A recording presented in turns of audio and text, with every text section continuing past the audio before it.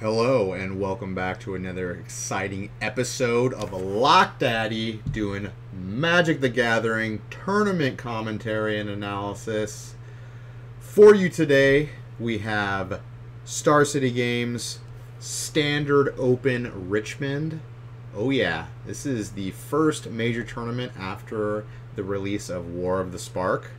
So I'm fairly curious to see what people got going now with this new set full of planeswalkers and other busted awesome Magic cards. So let's get right into it.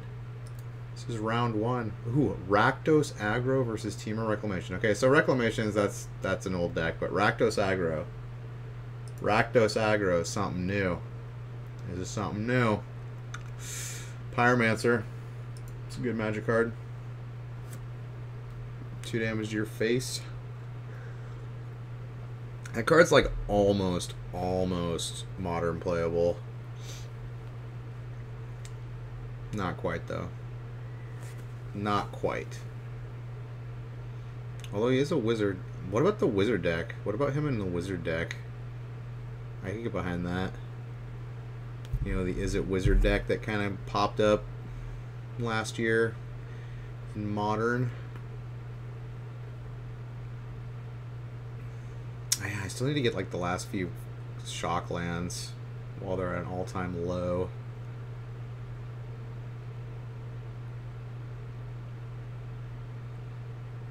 Light up that stage. Okay, so this just looks like mono red aggro, but with black splash for like, I don't know what he splashed for black.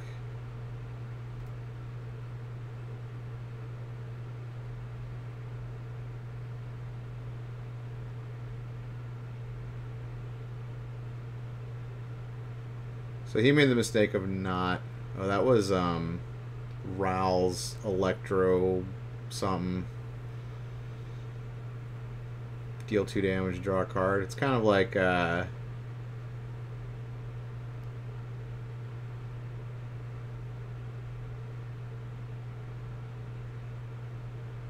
this looks like it's just mono red. So we got Reclamation on the table. Ral's Outburst. 3 damage, and then look at the top 2 cards. Put one of them in your hand. One in your... That's a pretty good card. Ral's Outburst is goods. Good stuff.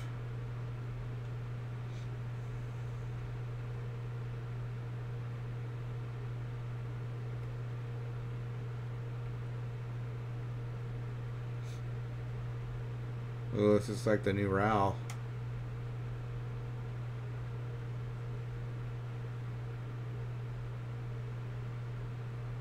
Storm Conduit. Whenever you cast or copy an instant or sorcery, he deals 1 damage to target opponent or planeswalker. Scry 2 for +2 and -2. When you cast an instant or sorcery spell, copy that spell. Yeah, he's really good. He's really good.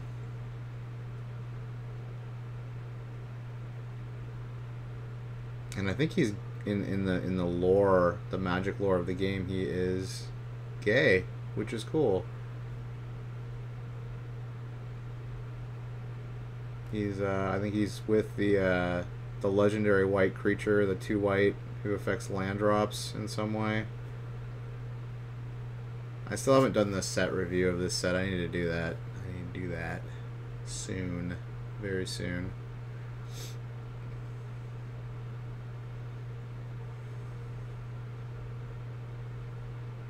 All right, it looks like what, Angrath's Anger? No. Angrath's Rampage. Yeah, that's the one where it's sacrifice either an artifact, creature, or planeswalker. Really good card.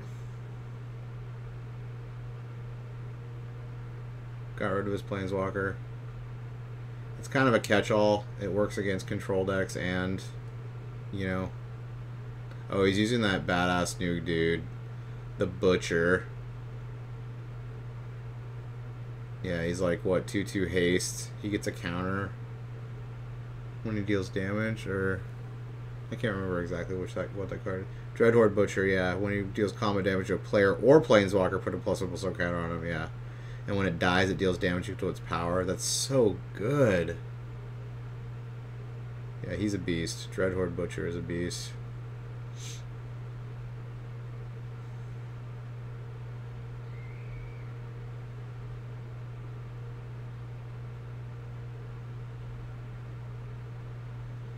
Looks like he's gonna explosion for a bunch.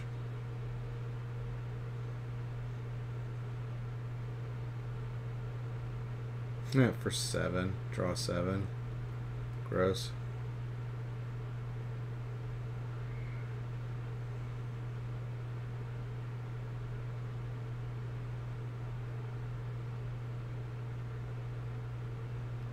He's at 8. He could.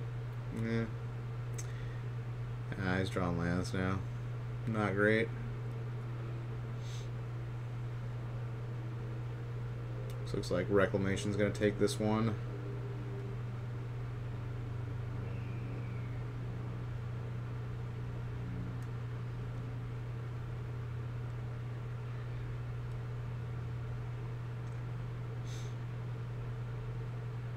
Yeah, these monocolored strategies, well, this is a 2-color strategy, but like mono red, for example, is not as good as it used to be because there's just so much life gain. Now that there's Tybalt, I'm wanting to see like what mono red with Tybalt, how good that is.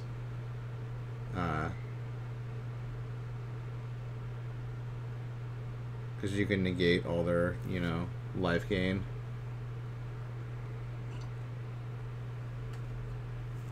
So mono red might be viable again as like a top tier deck. I mean, it was top tier for a while. It's just, you know, they kept printing more and more life gain cards. Yeah, he's just like scooped. Or did he just lose there?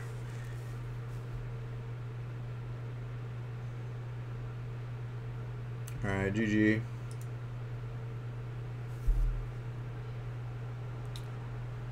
Alright, sideboard. Rakdos Aggro is bringing in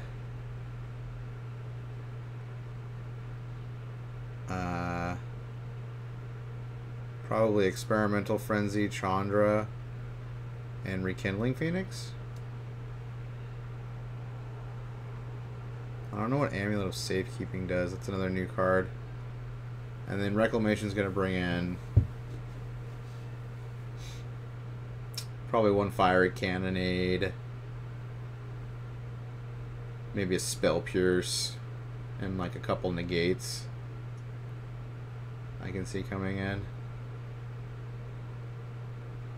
Yeah, get behind that.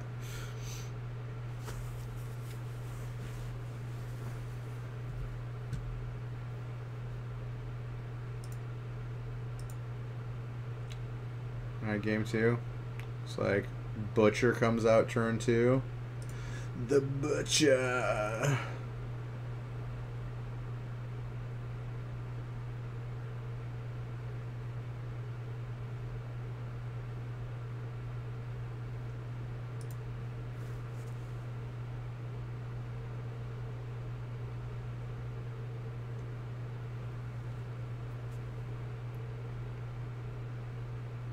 Good old Shock.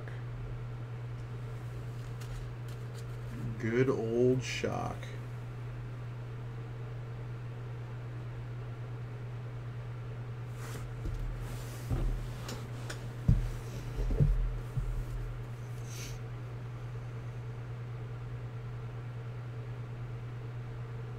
Alright, that's Butcher number 2. Did he not put a counter on it?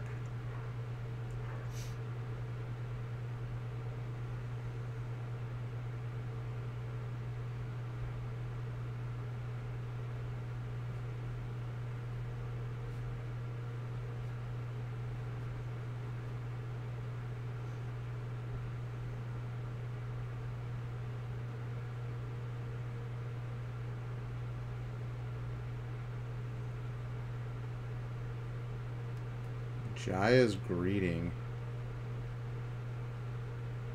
Removal with the Scry. Okay. Not bad. Looks like he's got that main deck.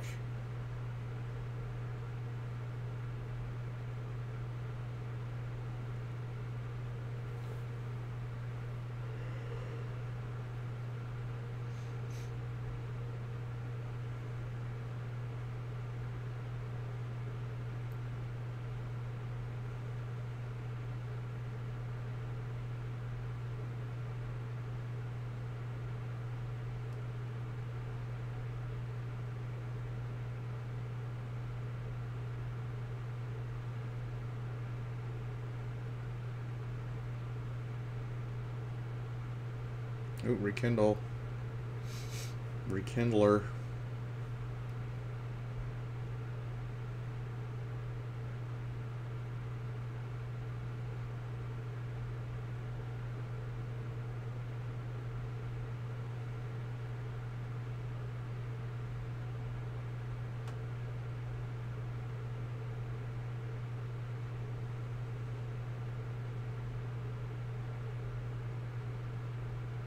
Nope, but Rouse Outburst, good enough. Time to find the melting point of Lazotep. Boom. Melt him.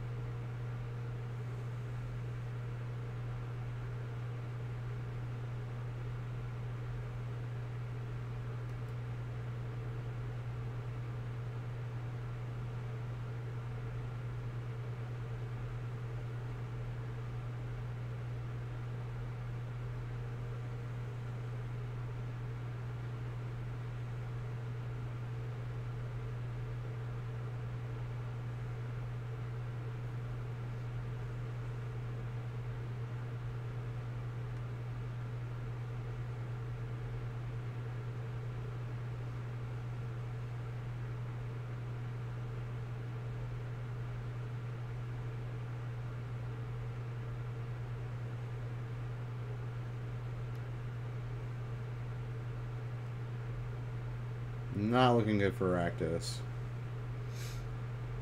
Looks like he's got him down to 7 again. Probably not going to do much more.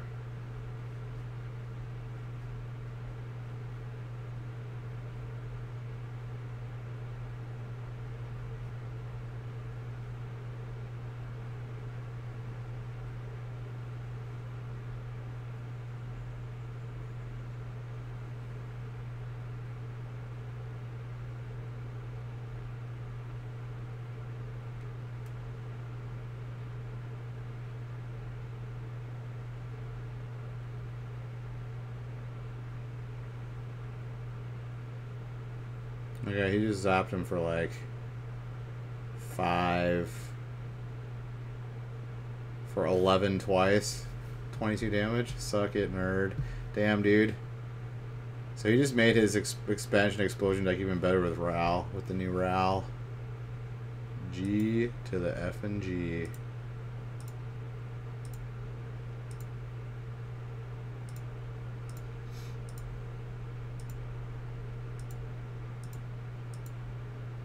Yeah, the katana sleeves.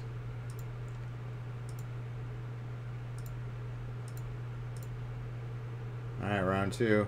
BBD! BBD! Simic Nexus versus, what is this, Orzhov? Dude, is that no, that's Esper.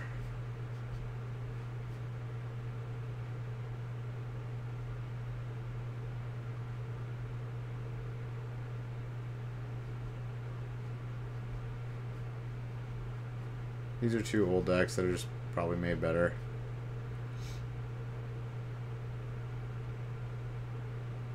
Oh, Hero Precinct 1.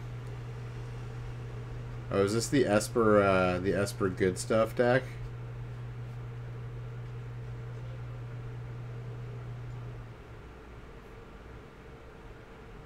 The Esper multicolored deck? Boom. Get that token. Yeah, this was the really cool deck that did pretty well at the a few months ago at either at an Open or a Grand Prix. I think Wyatt Darby was playing it. It was a really cool deck. I know I was really stoked on it. I wanted to make it. I didn't have any of the cards for it though.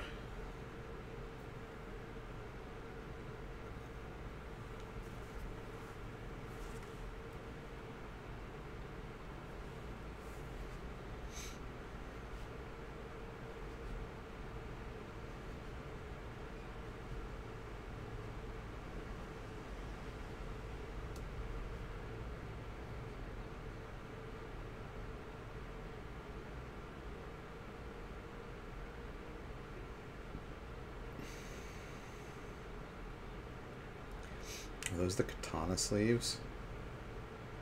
Everyone's raving about these katana sleeves. I haven't seen them yet. Or like felt them. Those could just be dragon shields. I don't know if there's a big difference.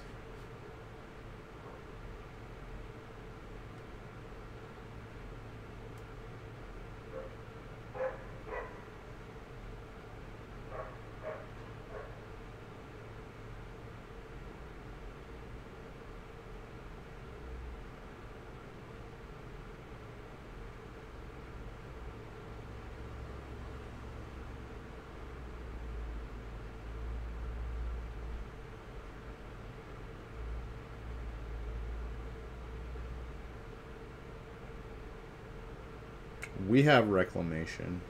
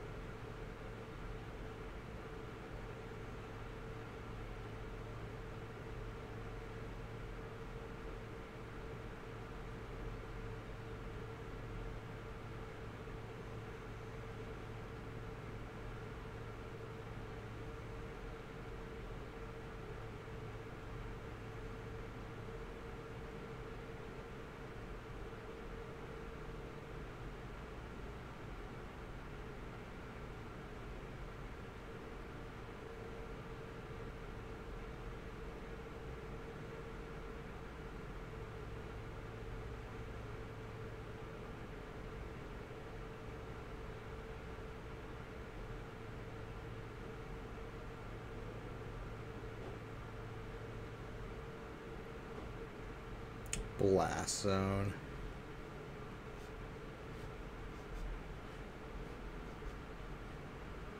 Dude, Blast zone's so good.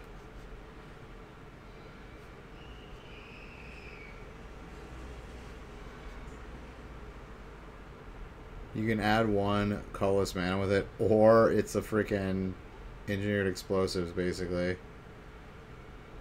Or it's kind of like a combination of an engineered explosives and a ratchet bomb. It's really good, and it's a land like that produces mana. Like it's super fucking good. Like I'm sure that card's gonna be all over Modern and even fucking Legacy. It's a land. Gross. Gross.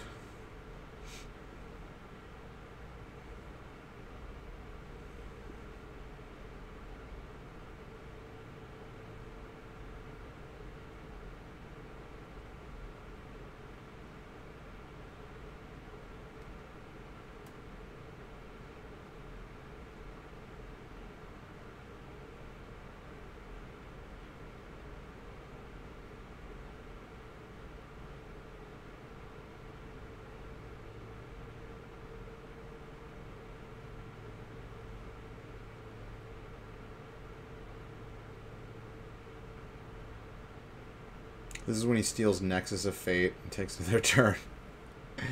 That would be sick.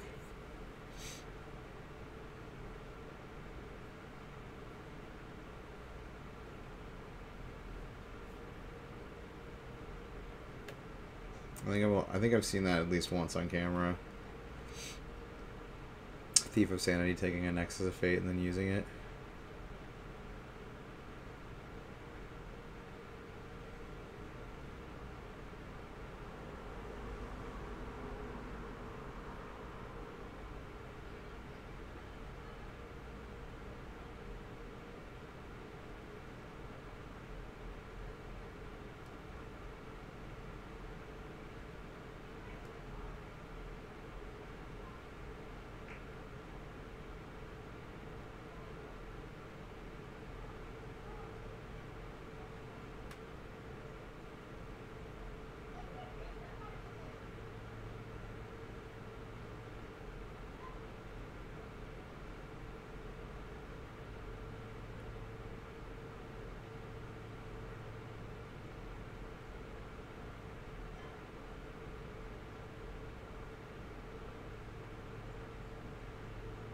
Oh, he's hostage takering the Thief of Sanity. Is that to prevent against a board wipe? Oh, it is. It's against the freaking Blast Zone. Which is gonna fucking kill it. Yes, that was fucking money play right there. I totally forgot you could hostage taker your own creatures. That's awesome. Sick. So he totally protected it from the Blast Zone.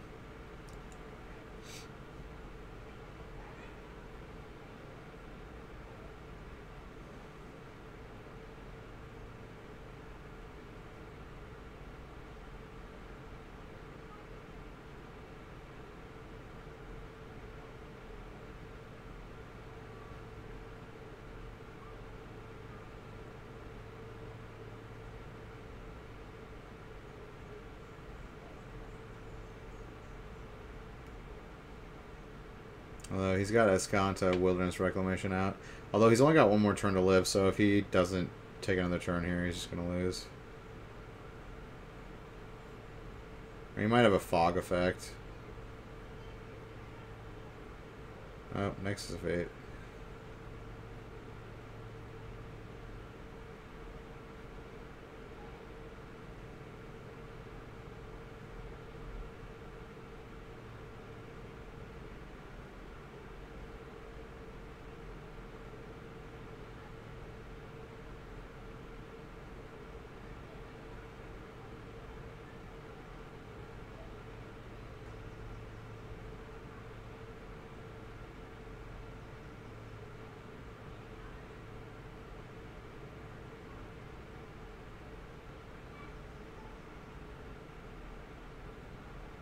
Dovin's Veto. There was a foil Dovin's Veto in the draft I was in yesterday. Nice. Right, BBD. BBD. BBD came through.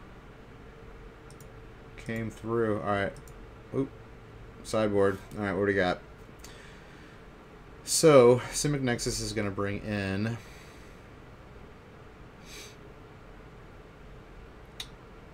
I don't know what Arboreal Grazer does. It probably gains you life. He's probably going to bring in, like, Biogenic Ooze. It's a good creature to just gum up the board. I don't think Negate comes in. Maybe, like, a Negate. Not really. Dovin's Veto can't be countered, so, I mean, like, I don't think Negate comes in this matchup. Bond of Flourishing comes in. And then BBD. Ooh, Basilica Bell Haunt. Dude, that card's so good. Dude, Davrail, Rogue, Shadow Mage. Dude, this is like the Liliana of the Dark. Liliana of the Veil Light. He's like Liliana's protege. Not really, but he's kind of similar to Liliana. Deputy Detention, those are coming in for sure. 2 more Dovin's Vetoes coming in. 2 Duress coming in. Dude, he's playing Time Wipe. Yes. That's not coming in, but that's a sick card. And Unmoored Ego, that'll come in too. Yeah, he's got a really good sideboard of, like, you know, all 2 ofs, 1 of, just like a good spread for all the deck types. I'm liking it. I'm liking that sideboard. I'm liking the deck. Yeah, he's got the Thought Erasure's main deck. It's good stuff. Wow, he's going to keep that hand. That's kind of a bad hand, but it's decent against what the Simic Nexus deck is doing, but it's not the greatest hand.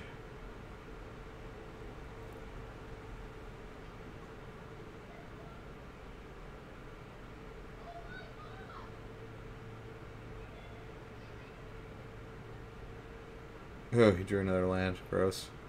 This is the problem with keeping 5-land hands, because you know you're going to draw lands during the game. Like, you're going to. Like, it's inevitable. So, like... Oh, he drew another land. So bad.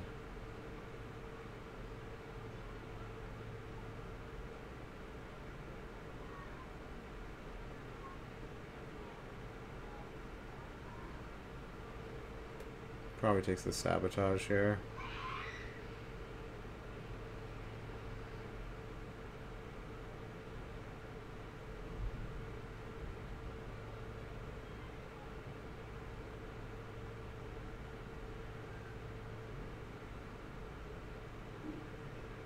Yeah.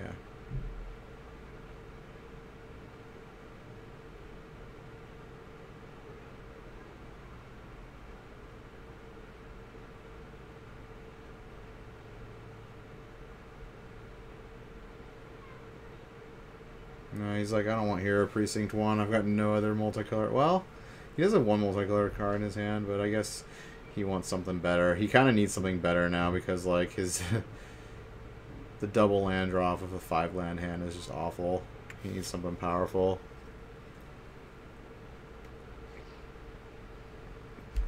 He needs, like, a...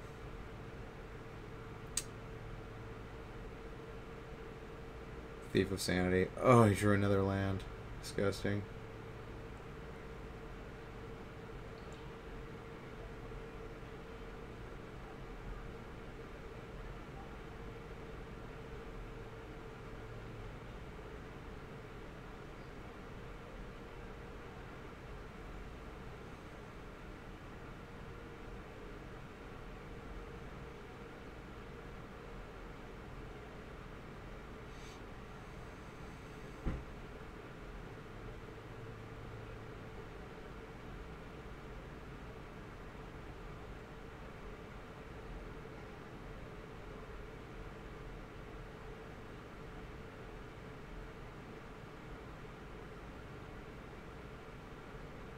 Alright, did you get any action, buddy?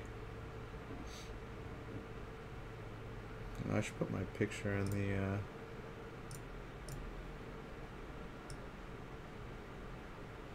There we go. You can see the round now. Yeah.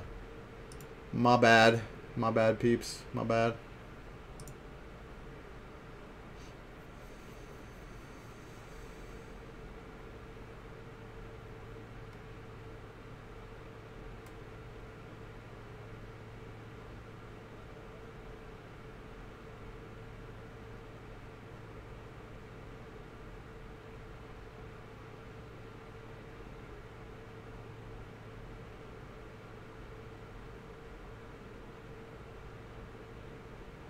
Yeah, clearly BBD should have mulliganed this.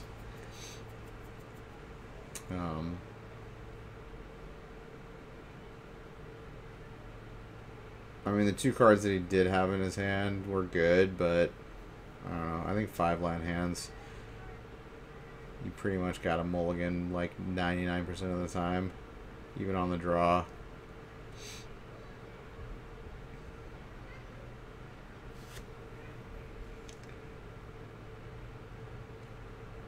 Except maybe control decks. Like, control decks can sometimes keep 5-land hands because, like, you know, if they've got just like 2 removal spells and 5 lands or something like that. Oh shit, who we got here? Little Dovin. Oh no, that's Teferi. That's the new Teferi. That card's so good.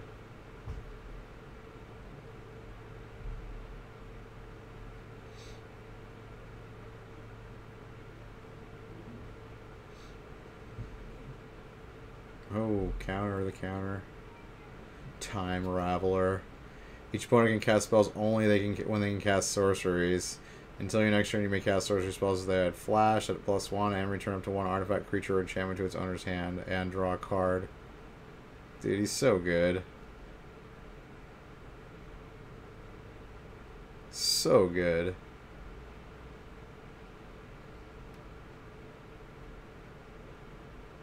Oh, Biogenic Ooze. Sideboard card.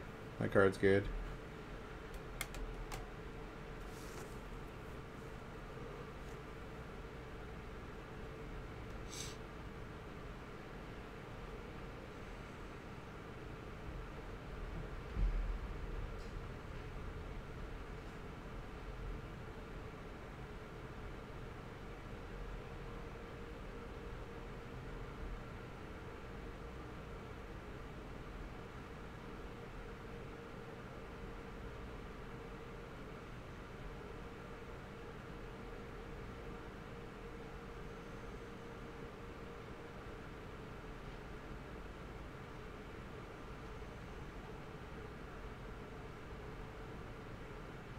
Alright, he has the Mortify.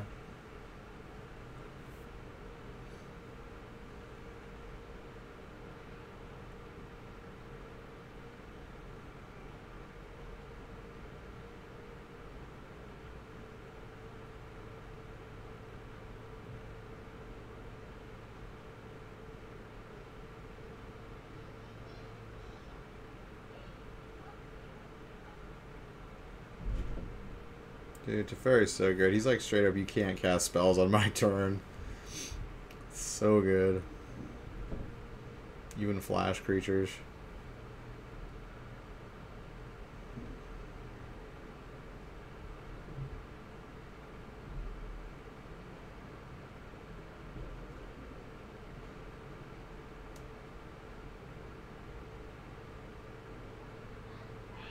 Oh, double search.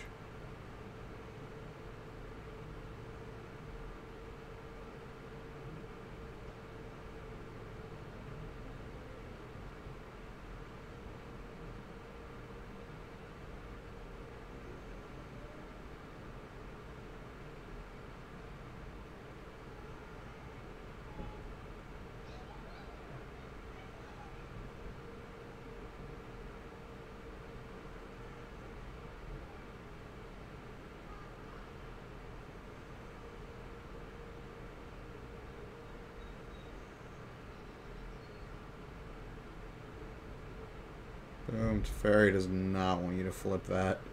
He does not want him to flip the Search for Esconta, because that's like just one of the pieces that lets them lock the combo.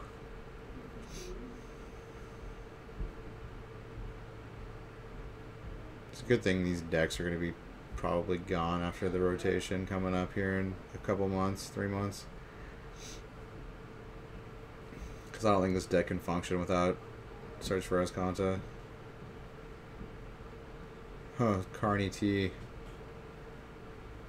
Coming to get it done. Yeah, I don't think BBD can do anything about Carney T.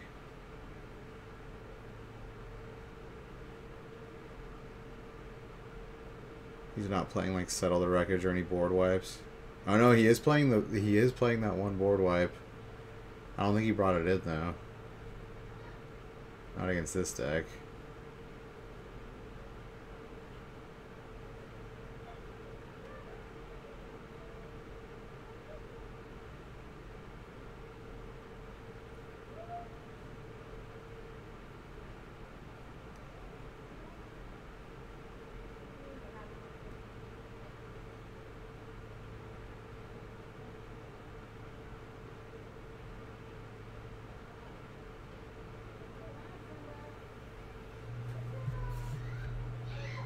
Alright. Sideboard. Oh wait, we already looked at the sideboard. What are we doing? We already looked at the sideboard. Bringing that sideboard up again. Alright, turn 1 duress. Good start. Probably the best start for the against this deck. Who is that? Tamiyo? No, who is that?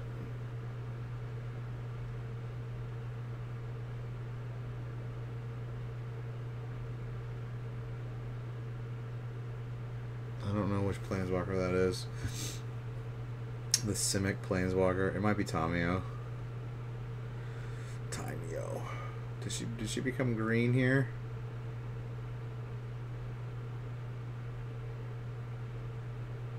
Or that's one of the new ones. Well, I guess he's taking it.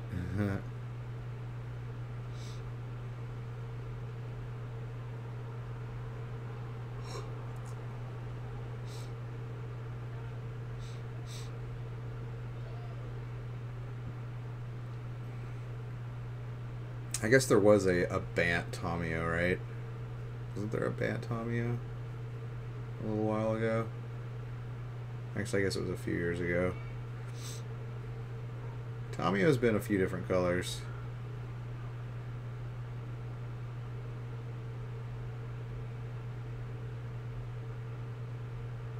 Or was that Tamiyo Teamer back in cons? I can't remember. Thief of Sanity.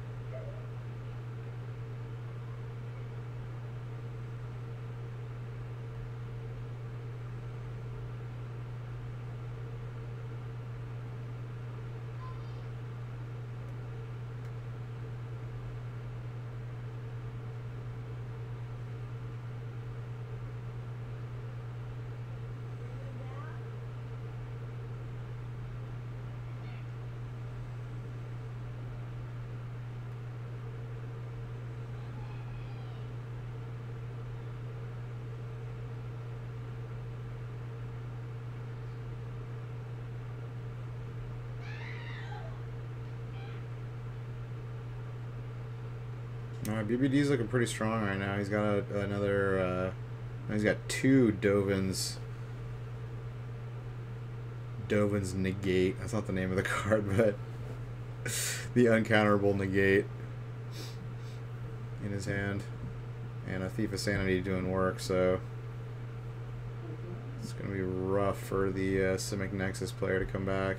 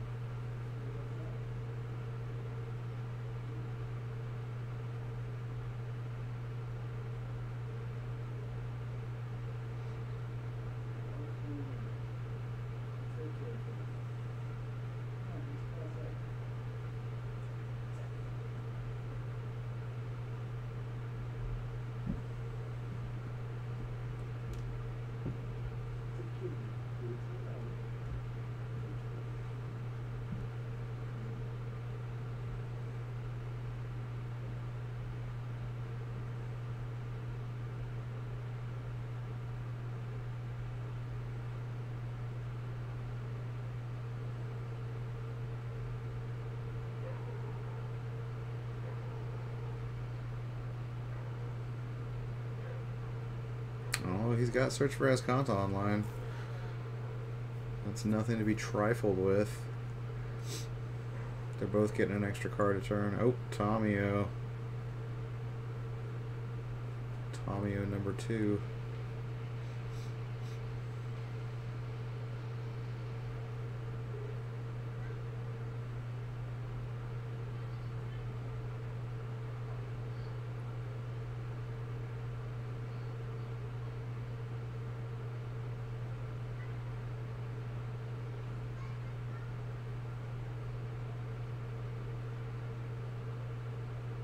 Boom. Dovin's Negate. Says no to that noise.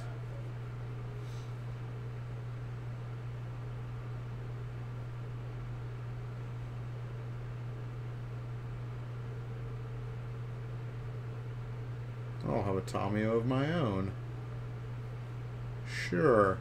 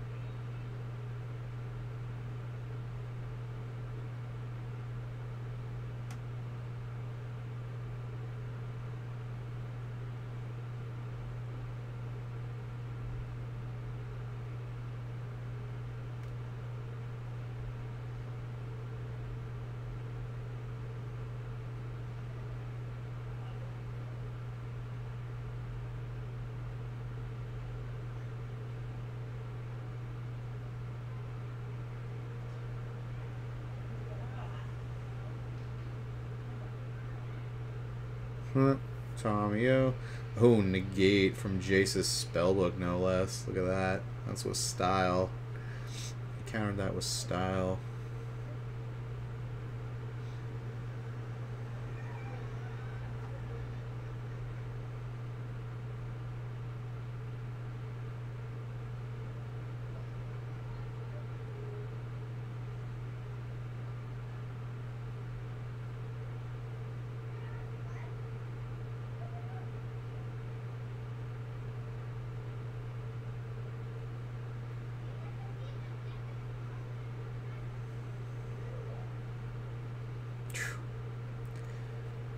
Getting it done. Getting it done with Thief of Sanity.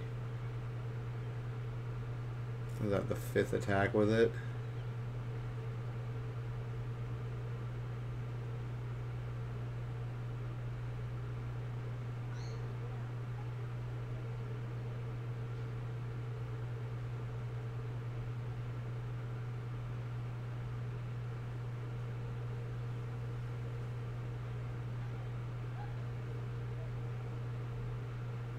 That biogenic ooze.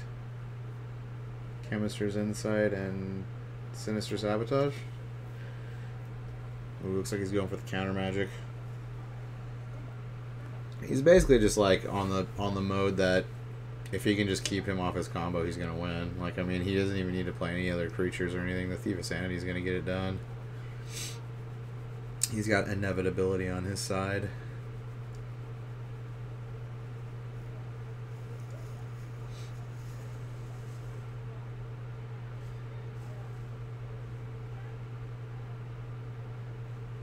So he's basically just gonna keep him off Reclamation. If he can keep him off Reclamation, he can just win this game with Thief of Sanity.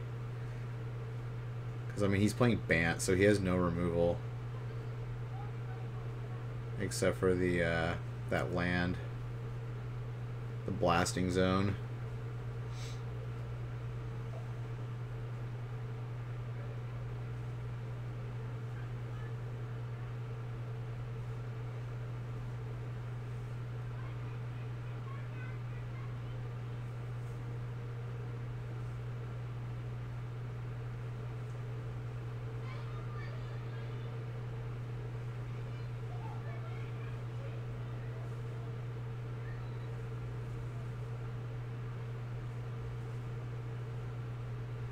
I'll cast your Chemister's Insight.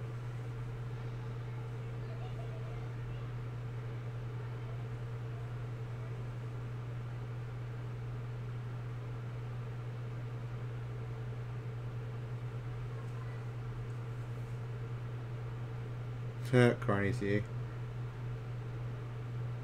That's another counter spell, I think. What is that? Callous something. That's one of the new counter spells, I believe. Yeah, he's just taking all the counter magic. He's like, I don't really care about any of this other stuff.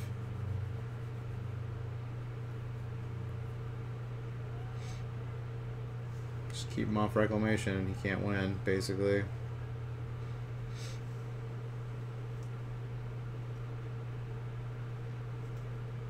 Oh, now he's got a faster clock. Now it's a 2-turn clock. Yeah, he doesn't need haymakers like Carnage Tyrant or Biogenic Ooze or anything on the battlefield.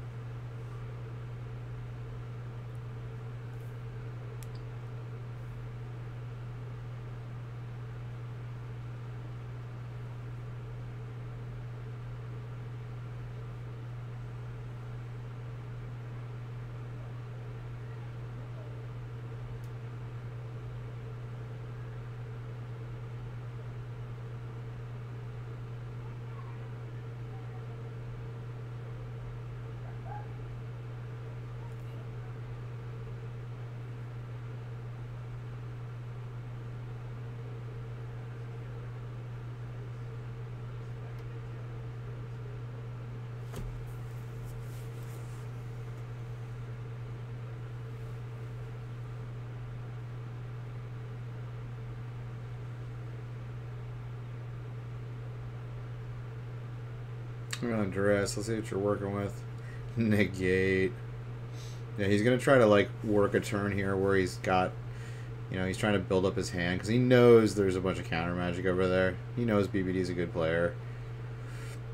He's going to take the best cards with Thief of Sanity, which is counter magic. So he's trying to, like, you know, work up a turn where he's got Reclamation with, like, 3 counterspell backup or something. So he can hopefully land it. Because that's his only chance of winning.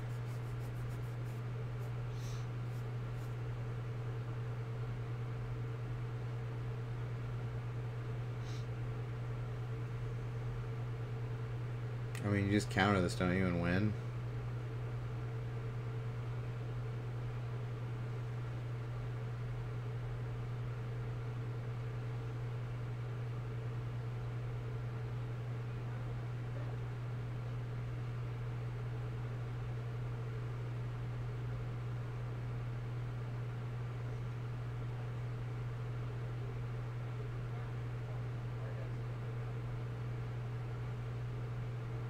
Okay, he was asking him if it's just his turn after that. Oh, he's asking him if he... Oh, he casted his own Nexus of Fate in response. Oh, yes. Yes, and he's like... He was asking him, like... If he casts his Nexus of... Because he casted it on BBD's instep. So BBD, in response, casted his own Nexus of Fate, which would let him take the turn first. And then it would have let his opponent take 2 turns in a row. Dude, that's crazy. That's awesome. Yeah, boy. GG. Good game, BBD. Good, maybe lots of Rakdos aggro. Although, it's looking like just, like mono red with, like, you know, the,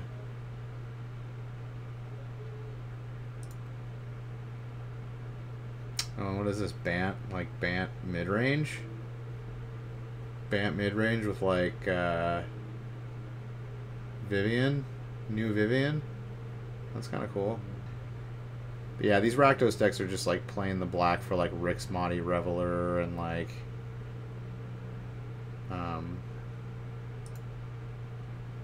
that new guy, the Dread Killer. What's his name? I don't have all the new card names down yet. Oh, it looks like he's not even playing that Dread dude who gets counters and has haste. JRT. Alright, round 2. Dreadhorde Butcher. That's his name. The Dreadhorde Butcher. Ooh, Esper Control versus Mardu Judith. Yes, it's Mardu also. Sick. I'm fairly curious to see this deck. Oh, already playing a bunch of new stuff. What does that guy do? He's 1/1 first strike. I can't remember what that guy does. Oh, and he's playing the dude. He's straight up playing like this is actually like a more of a traditional Rakdos deck. He's playing Flameblade Artist and like, you know, Judith, the Scourge Diva. It's like very like synergy, creature synergy, do a bunch of damage, sacrifice my creatures, do a bunch of more damage, and win off that. The problem with these decks, or the previous problem with these decks, is that against heavy removal decks they don't do well because they're very synergy based, like off creatures off basing their synergies off each other. So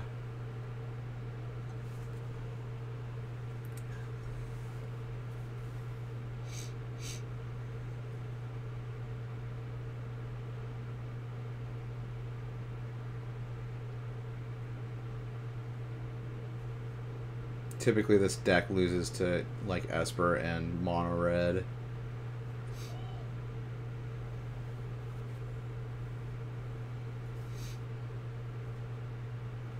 But he's got him pretty low.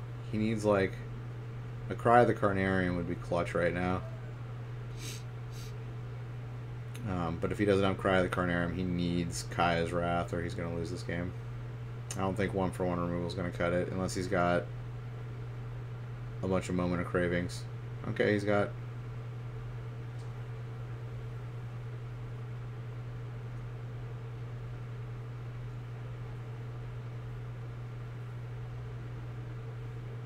Oh, that's the thing when it dies. It's 1/1 first strike, and when it dies, you amass 1. So it basically makes another 1/1. Okay. Yeah, so his deck is super on the, like, you know, sack my creatures, do damage. More creatures come out because of it. Sack those creatures, do more damage.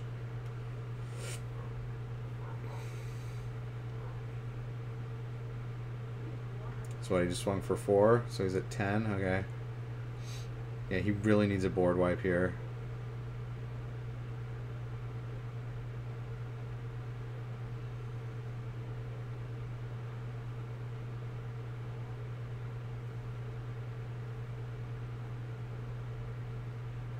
Okay, he's got the Kaya's Wrath. He's still in it. So he gets an Amass dude and a Spirit token.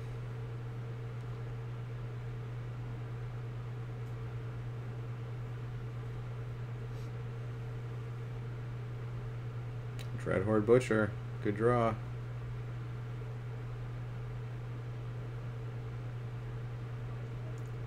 He's Got him down to what? 5? I can't tell what's in his hand. It's 2 multicolored cards. Looks like Esper has Teferi.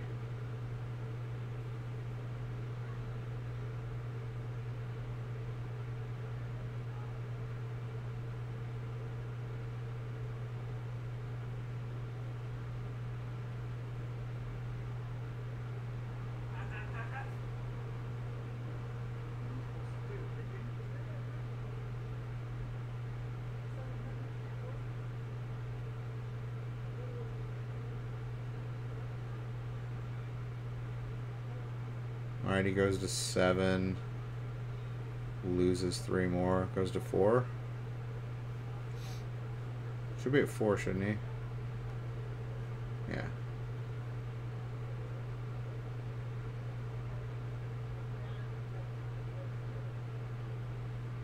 Yeah, looks like he's got Chemisters and Teferi and a land.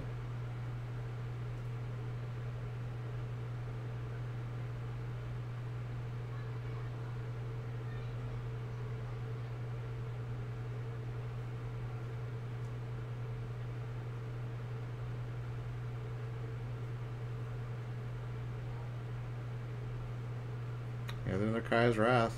I mean, I think you're just going to pop that off, aren't you?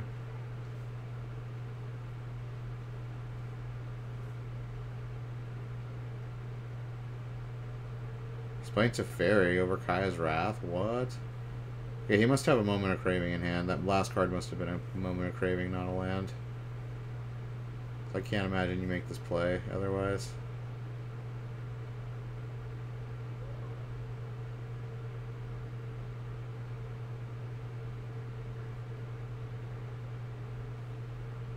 Oh, that's the new, I think it's a 2/1. And anytime a creature dies, it drains the opponent 1. Or maybe it's a 1/2. Yeah, it's a 1/2.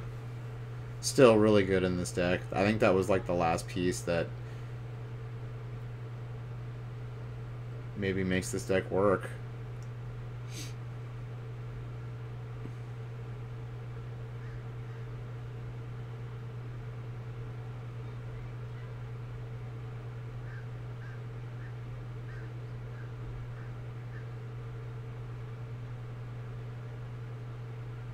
No, we have just the destroy a creature of CMC 3.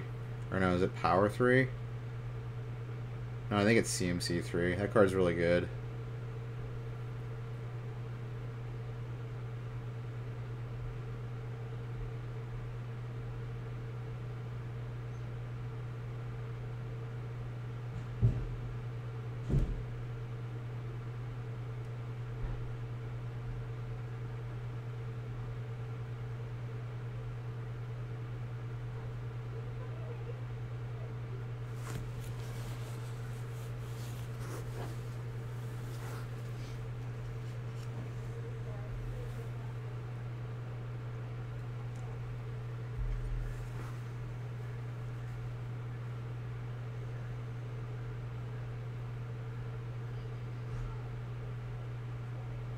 Alright, yeah, he has to get rid of her before he removes anything else.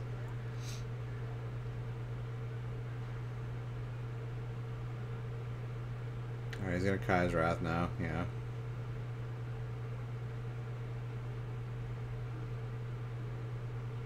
Alright, he's still only at 2 life though.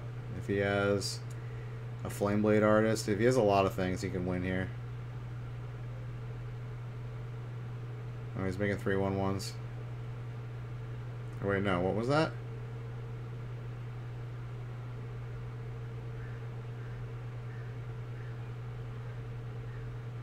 Oh, what was that card that he played?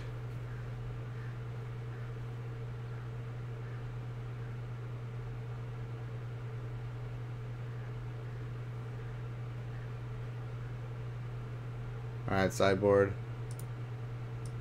I don't know what that... Maybe that's... It made, like, haste creatures. Maybe it made 2/1/1 haste creatures. I don't know what that card was. It was some new multicolored card. Alright. So Esper's going to bring in 2 Cry of the Carnarium. 1 Moment of Craving.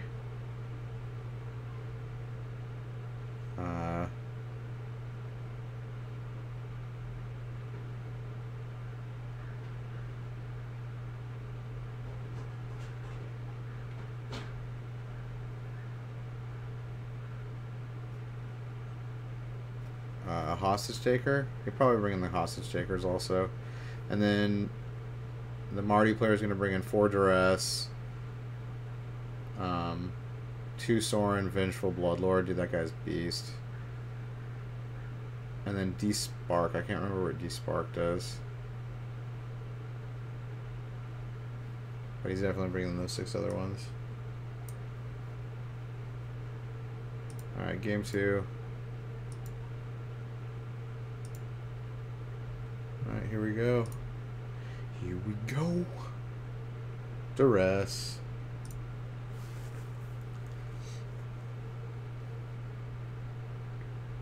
Taking the removal. Oh, he brought in Vona too. That's weird. Oh, because it's got lifelink. That's why I brought it in, obviously. Okay. I forgot that the card had lifelink. And then you can tap her and pay 7 life and destroy a target permanent.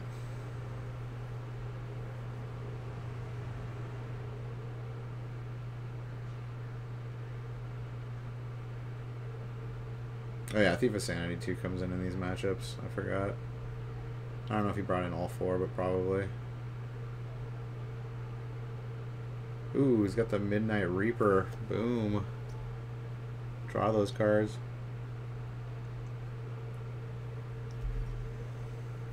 Thief of Sanity is so good.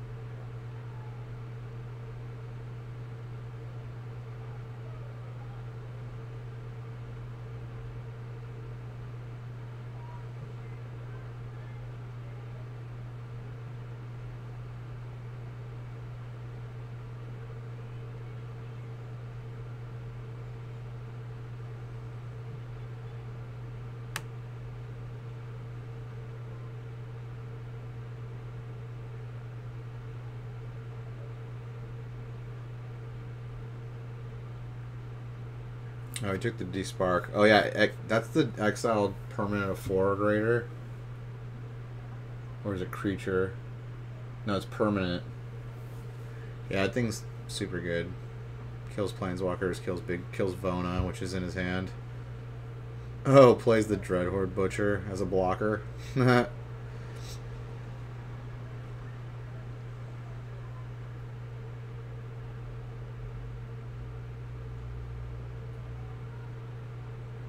Alright, so he's going to lose a life, get to draw a card.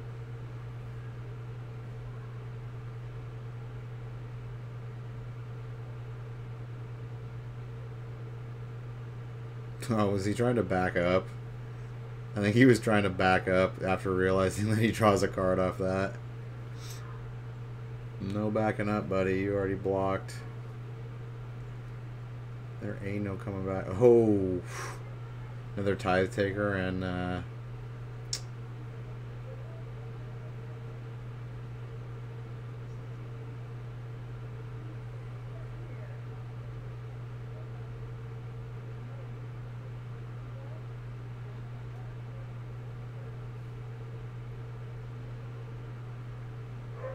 Aristocrat. I can't remember the name. I don't know the name of that. I forgot the name of that card. But it's basically like the Aristocrats deck. The whole drain. Oh, Vona.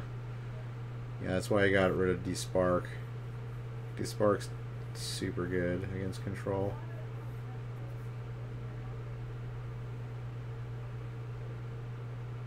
And it hits Reclamation also, so that card is super good. Basically hits all planeswalkers except for the 3-drop ones, and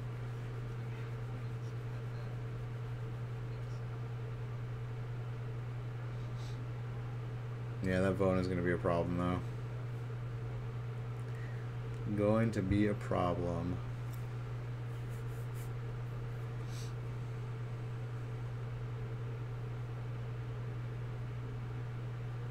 He might block the Thief of Sanity here with the Spirit.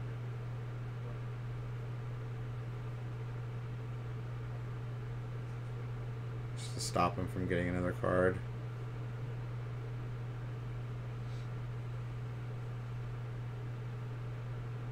True.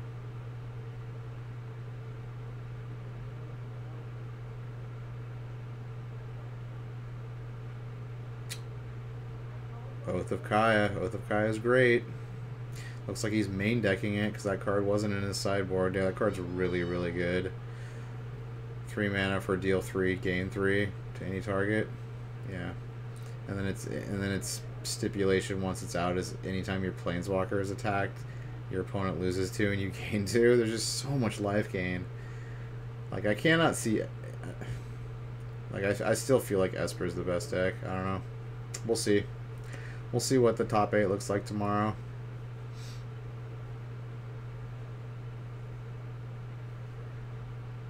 But Esper just keeps getting better and better tools.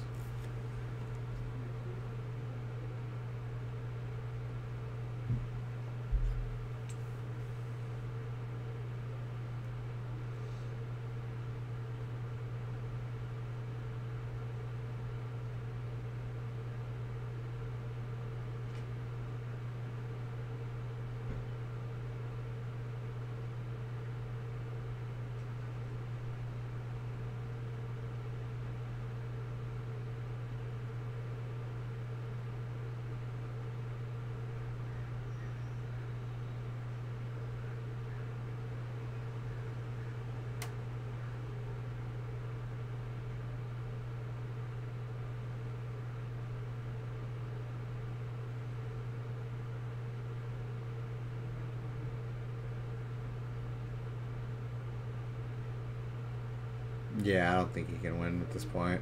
He's like got less creatures than the freaking Esper player now on the battlefield. Yeah. And at a very healthy 18 life.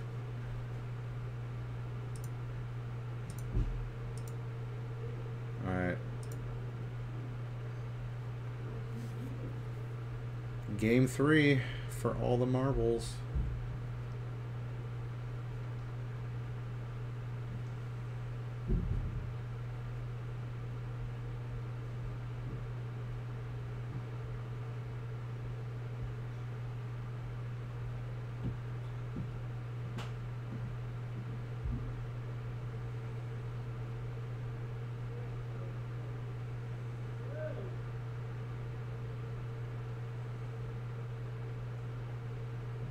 Flameblade Artist, in for 2.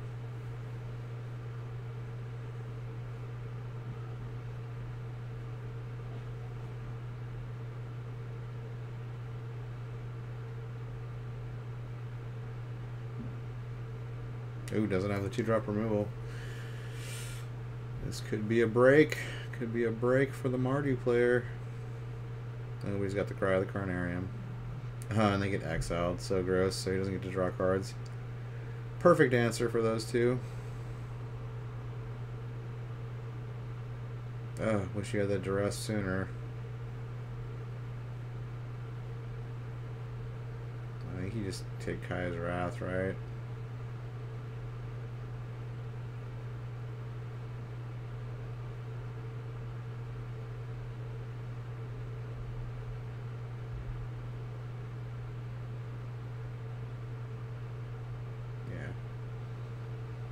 Can't really see you taking anything else with a creature deck.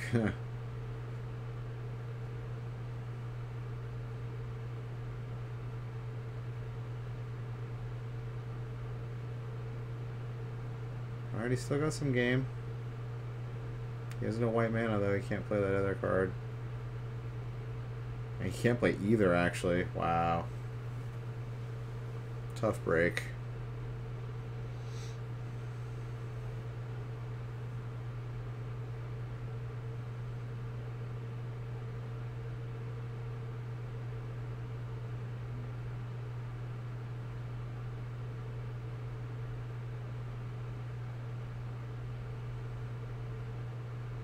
I think you dress here. You don't want him absorbing the dress. What? You're not playing it? I think that's a misplay. I think it's a bad call.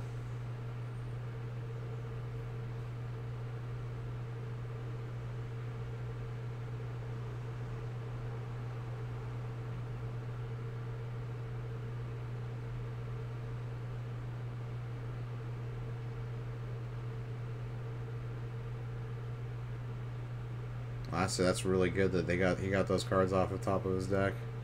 Unplayable card and two lands that aren't white land. Thank you, sir.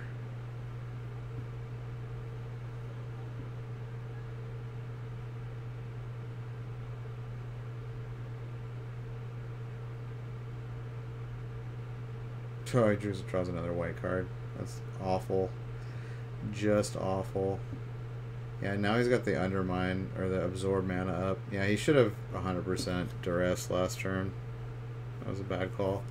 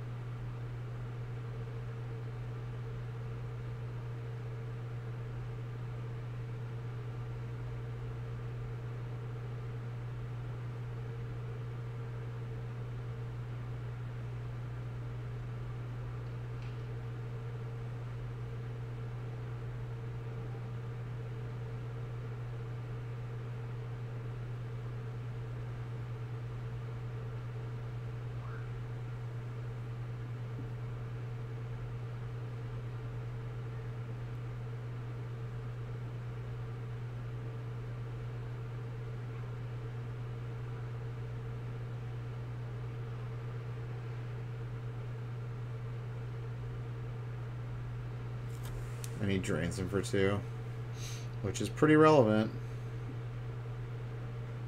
Oh, another non-white land. Wow. That's just awful.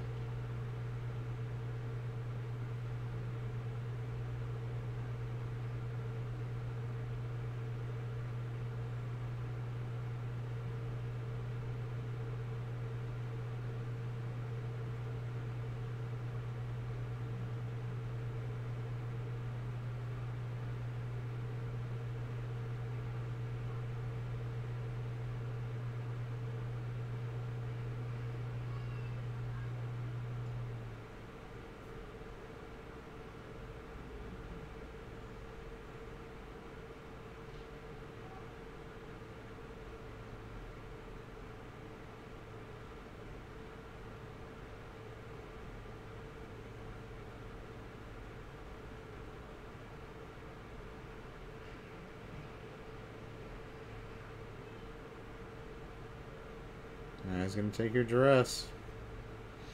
Should have played it, buddy.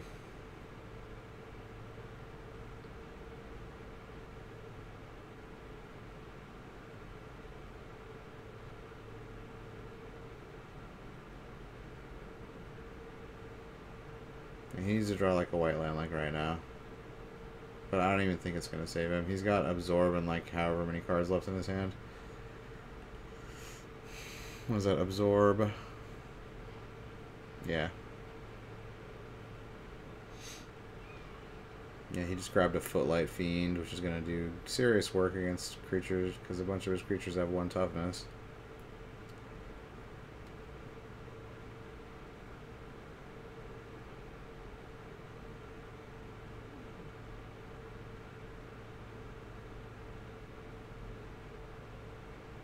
Your deck too can become aggro when you play Thief of Sanity against an aggro player.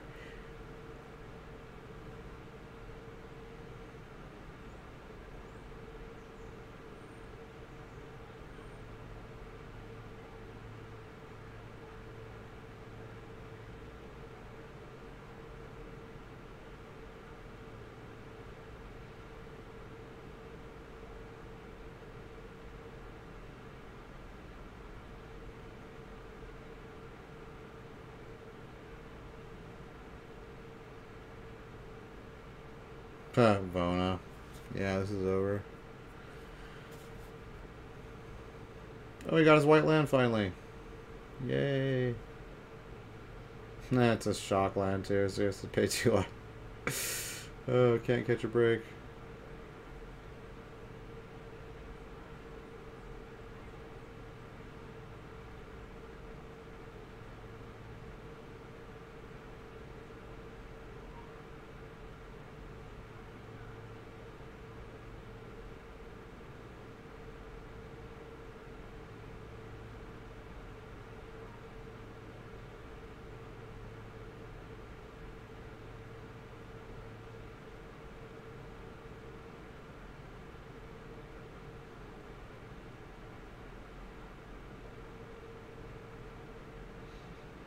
Yeah, this Mario deck just never cobbled together like, you know,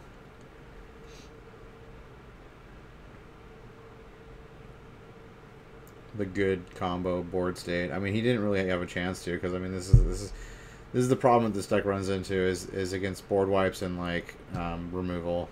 It just can't. Its creatures by themselves are just not very good.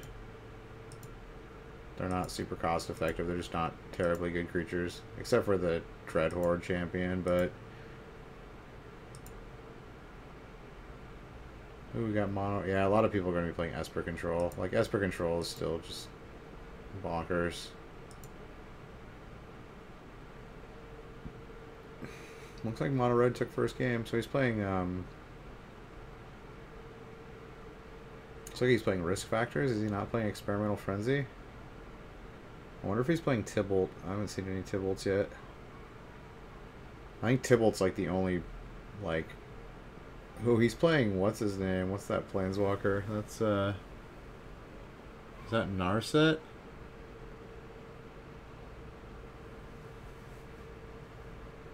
I forgot what that Planeswalker does.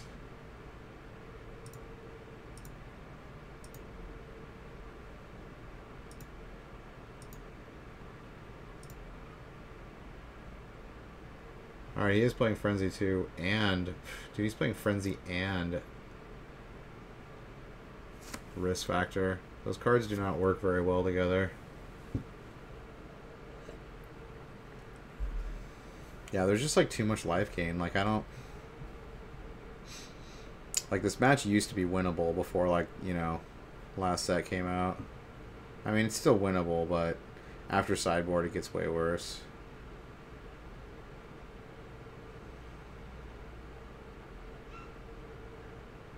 Oh, he got it. Wow. I guess just drawing 4 lands and all the rest action still just works for red.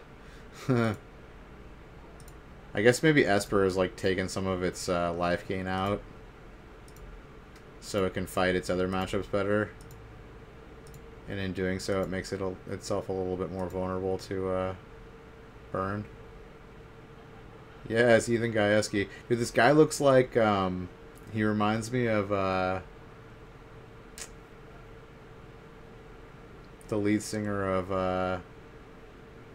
MGMT. He kind of looks like a younger version of the lead singer of MGMT. Oh, he's on Mono Red Aggro too. Wow. Maybe everyone's playing Risk Factor and Experimental Frenzy now together because it's just they're both good against Esper.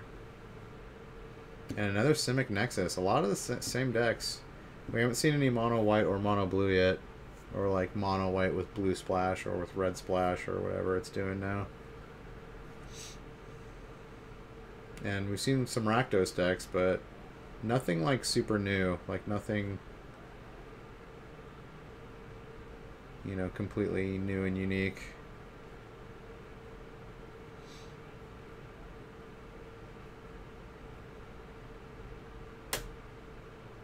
Dude, Blast Zone though, that card's so good. Blast Zone.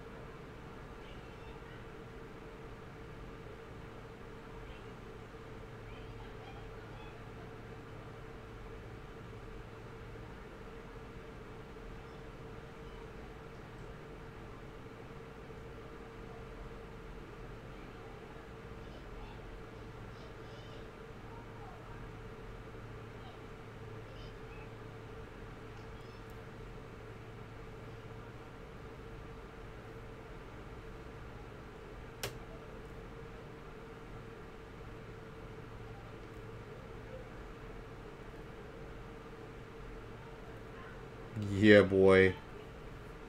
Oh, yeah, boy. And he's got the landed hand. Now, this is the nut draw. This is like the ultimate what you want. You know, turn 1-drop into 2-drop into, you know, light up the stage with 2 good hits. 3rd land drop. And with Steamkin, he's going to get it up to 3 counters. He can just, like, go off.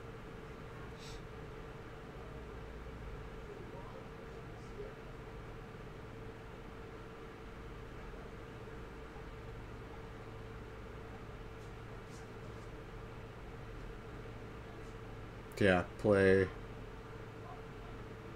Chain Whirler. Yeah. This is absolutely disgusting. Yeah, he's got a turn 4 win. This is one of the turn 4 win. And it usually involves Steamkin and light up the stage, like, pretty much every time.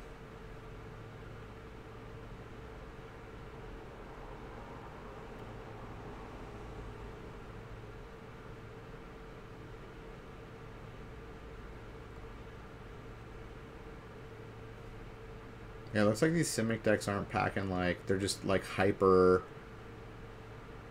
combo. Like, they're just, all the cards are just made to get the combo out and online. I don't think they're playing, like, fogs anymore. Or, like, anything that helps them against creatures. Main deck.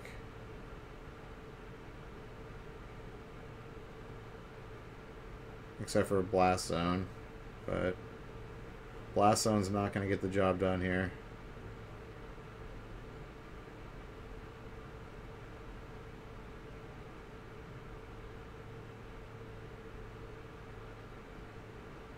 Yeah. The God Draw. The red God Draw. Gotta love it. Gotta love it.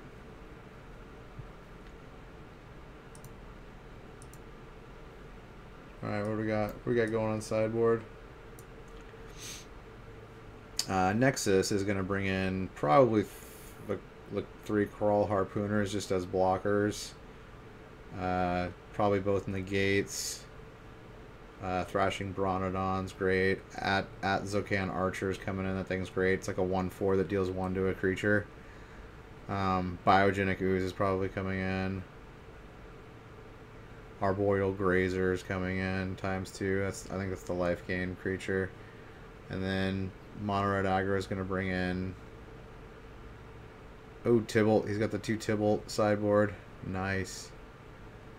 He's probably going to bring in 2 Rekindling Phoenixes. I like the Rekindling Phoenixes. They're kind of making a resurgence because, like, you don't see Lava Coil as much anymore.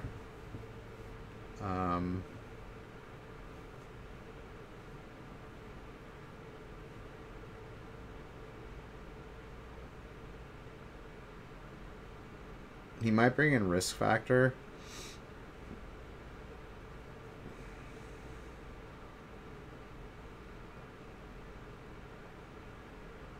Yeah, maybe just 2 Rekindling Phoenixes and, like, some Risk Factors. Direfleet Daredevil I don't think is good either. Maybe 1 Chandra Fire Artisan also. But probably not. It's more of a control matchup.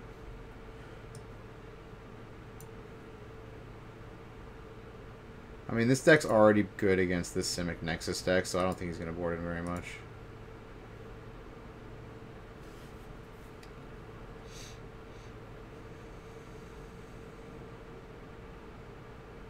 Yep, his hand's great. Oh, he mulled a 6. Well, that's a really good 6.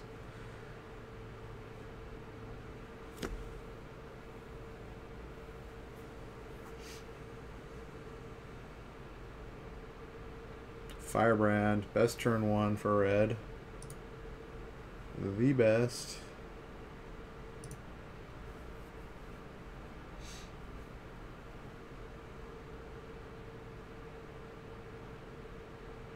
It's so funny too, like Fanatical Firebrand is just, I mean, it's slightly better than, well, it's more it's better and worse than Mog Fanatic. Mog Fanatic doesn't have haste, but it also can do its damage as a sack effect instead of having to tap. So it's like a Mog Fanatic, like they're about on the same level. It might be a little bit better than Mog Fanatic. Because it's got haste, you're always going to do 1 damage with it, no matter what. I guess Mog Fanatic, you're always going to do 1 damage with it also, but it's hard to say which one's better.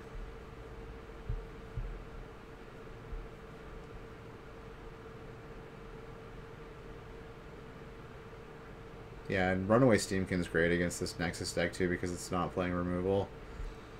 Like, you leave that thing unchecked and it just takes over the game. It's that powerful.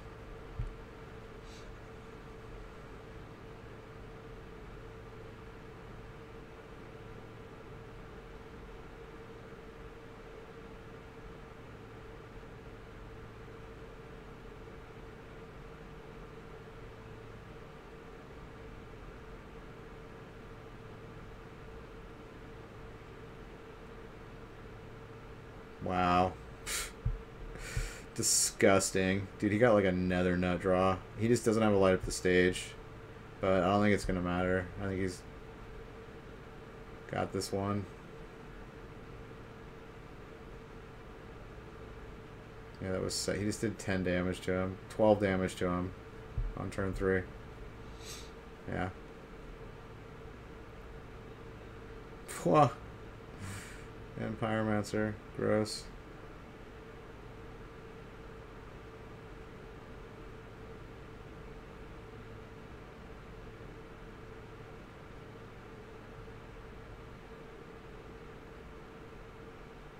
Yeah, this Simic deck is just not equipped to play against mono red.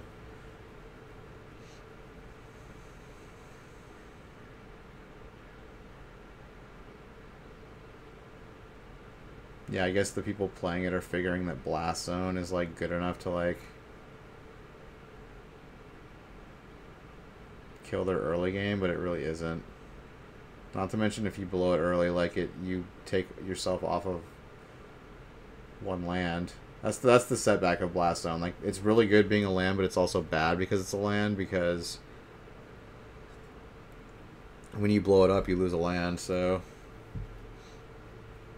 that's pretty huge for a deck that wants to, like, you know, have a lot of lands out for the combo.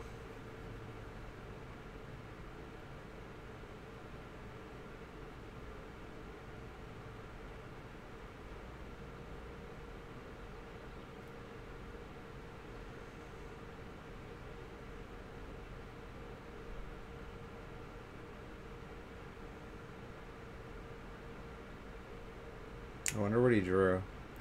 Is he thinking, like, keep the Fanatical Firebrand back, attack with everything else? Yeah. Oh, he's got the Root Snare. Okay, so it does have Fog. The other version of this deck that I saw earlier didn't play Fogs.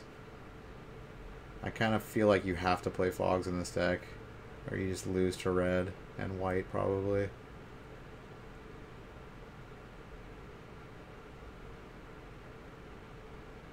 I think he drew a land.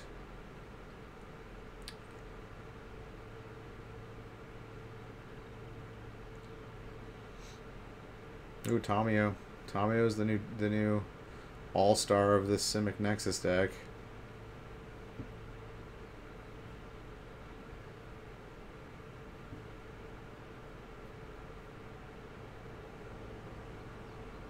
Help you get that combo.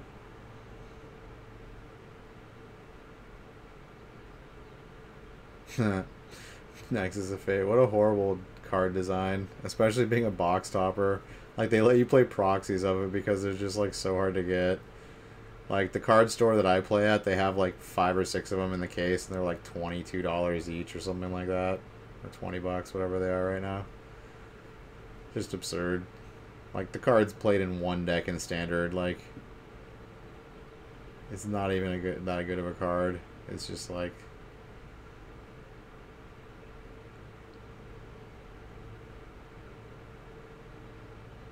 They obviously at R&D didn't think that it was going to get played really outside of like EDH or something. But how wrong they were. I mean, this is a valuable lesson not to make box topper cards not part of the set. I'm probably never going to do that again.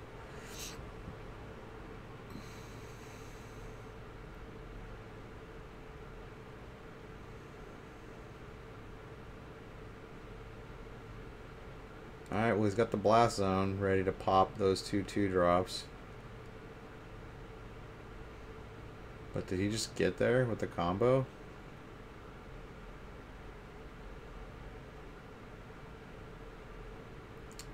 If he has Nexus of Fate, Oh, he does, yeah. He could feasibly win right here.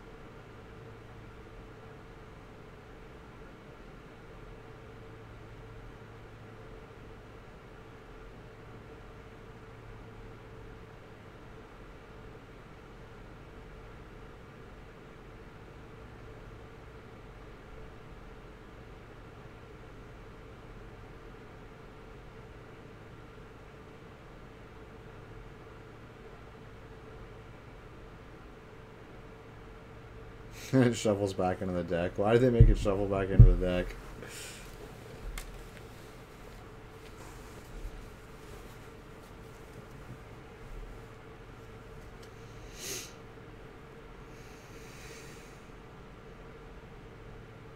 Alright, he's just...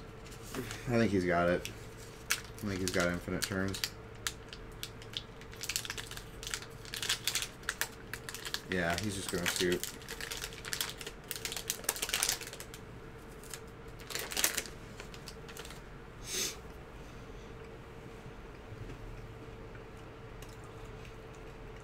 Wow, one fog was good enough to go off, what was that, turn 4? I think he went off turn 4. That's pretty damn good.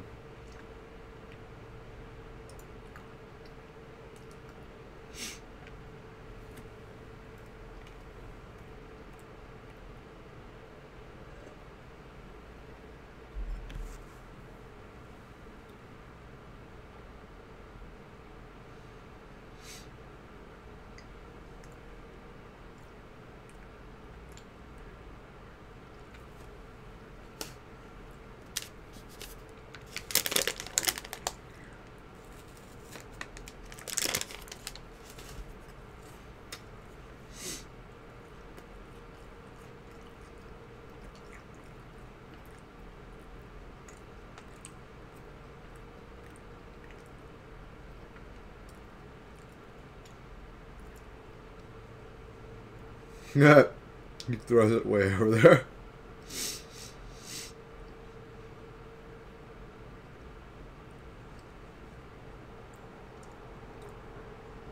Alright, looks like he's got a really, really strong hand. Mono Red does.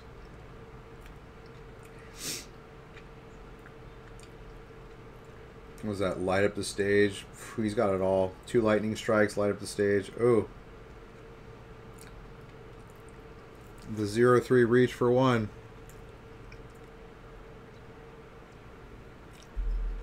That lets you play a land when it comes into play. Dude, that thing's beast in this deck. Holy crap.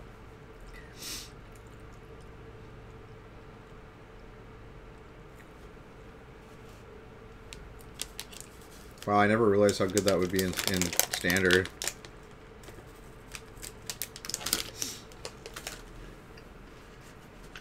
I guess all these because the other Simic deck had this in the sideboard too. Yeah, ramp with defense against aggro. Really good.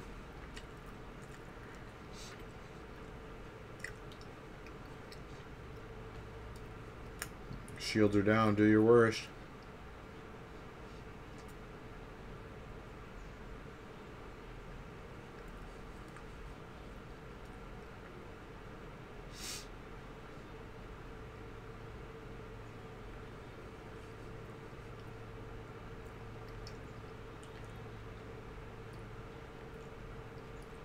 Alright, he's got him to 10. He's probably got him dead next turn. If he doesn't have a fog. He's got light up the stage and risk. I guess risk factor he can't play too.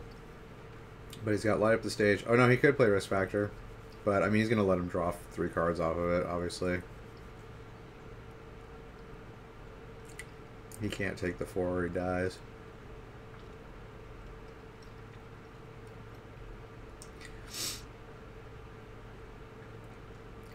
But if he gets 2-3 damage hits off of the... Oh wait, actually he'll be 1 damage shy. If he gets 2-3 damage hits, he'll put him to 1.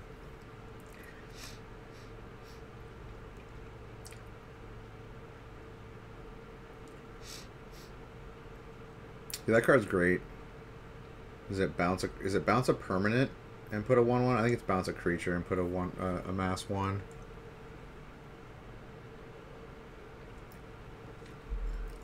That's super good though. He drew Pyromancer. Okay.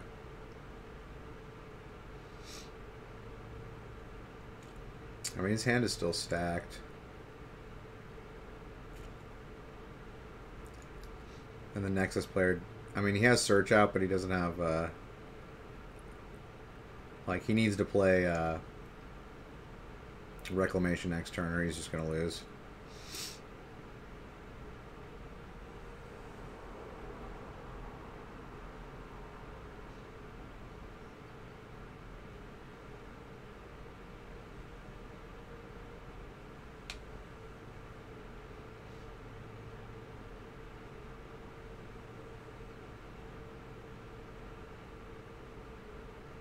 I'm surprised he's not lighting up the stage. I would have lit up the stage. Chances are you're going to draw a land. I guess he didn't want to risk it. I probably would have played light up the stage though.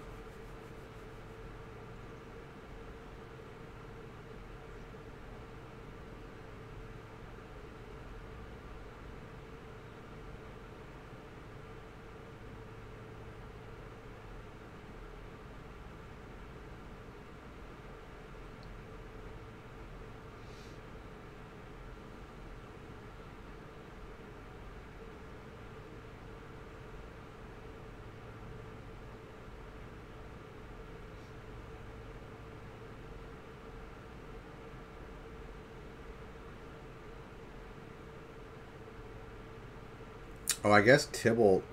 Does Tybalt say damage can't be prevented also, or is it just players can't gain life? I think it's both, so Tybalt should come in here too. It negates Root Snare from happening.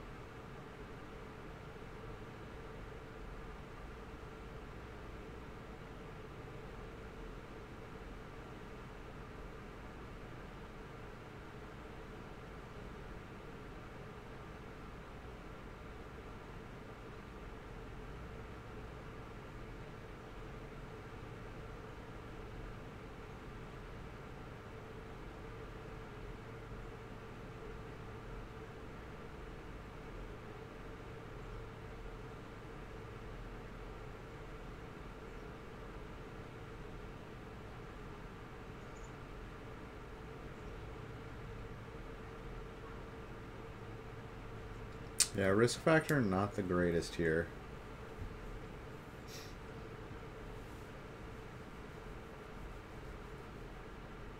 Yeah, now he's got Escanta flipped. This is bad. He could lose right here.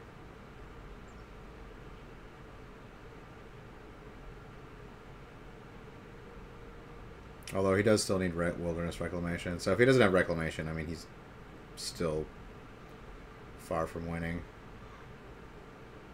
Oh, he's got it though. Did he just top deck that? Or is this Tomio? It's Reclamation, wow.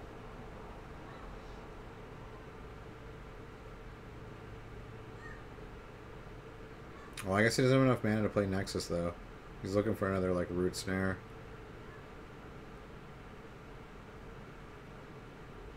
Yeah, he's not going to live another turn.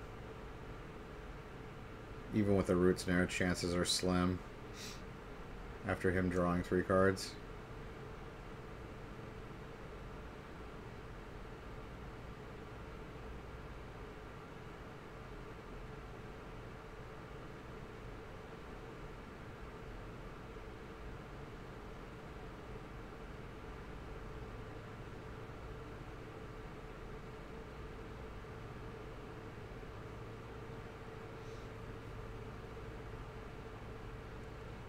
I don't know what he's pondering. He should fire off any burn spell he has right now.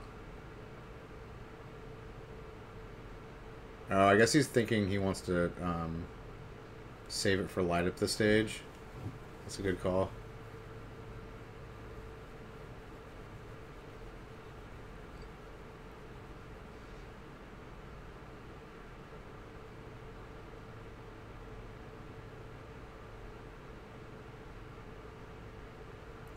He's saving it.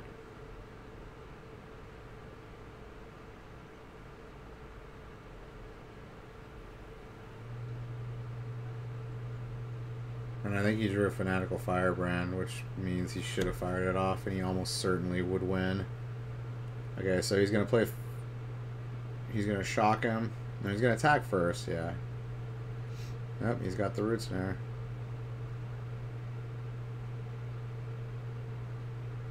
Alright, he still could easily win here. He's got the shock. All he needs to get is 1/3 damage spell off of this light up the stage.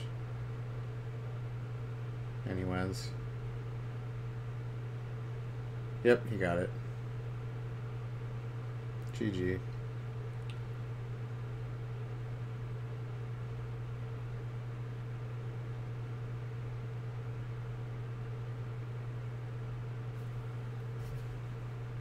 Nice.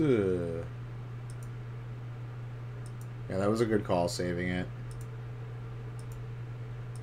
I didn't know that he had the light up the stage in hand. Or actually, I would have played the light up the stage, like, long before. Like, he held back on that way too long. Like, knowing that the opponent plays Root Snares. Ooh, another Bant mid-range deck using Vivian. This must be some... I don't know where this deck popped up. Probably on Moto. Someone was like, hey, Bant mid-range. Let's go.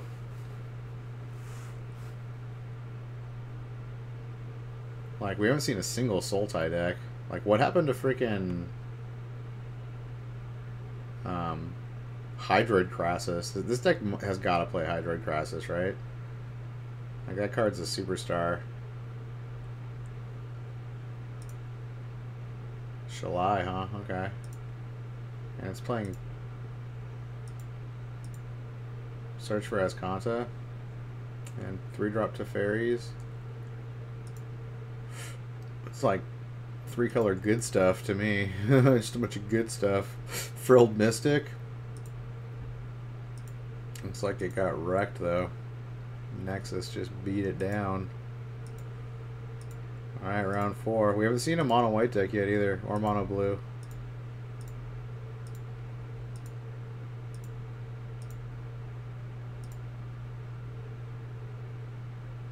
Wait, are we on round 5 already? I guess we are.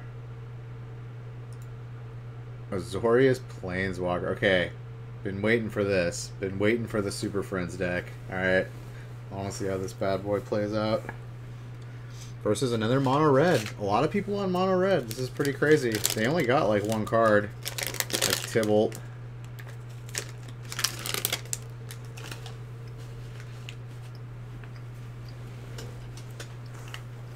Although a lot of times in the first like few weeks a new set comes out, mono red does really well because people are just like want to try out all these new things, but then they're like, wait a second, mono red's still a deadly quick deck. Dude, Fibblethip the Lost, yes.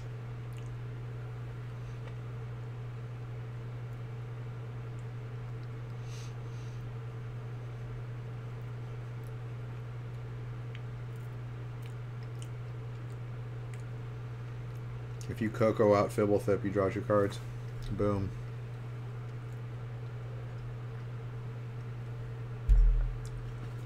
Or if you Court of Calling Fibblethip, you draw 2 cards.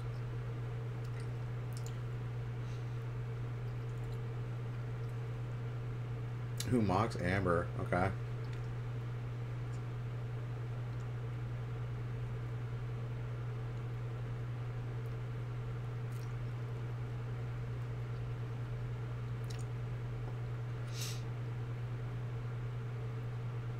Alright, we have Teferi.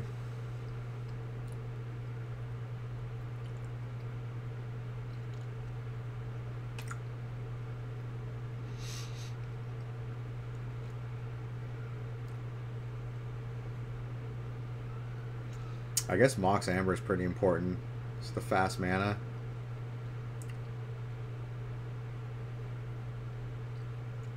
Boom, treasure map. Look at this deck. I like it. But the real test is this, is if it can beat mono red. Like, mono red is super powerful.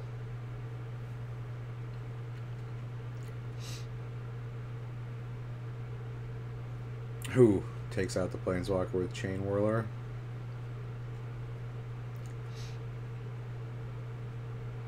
I mean, I guess he's at a healthy 16 still. On, what is that, turn? It's turn 4 now for him. Oh, he's playing the Proliferate land. Yes, proliferate those Planeswalkers, hell yeah. And he can proliferate the treasure map. I like it.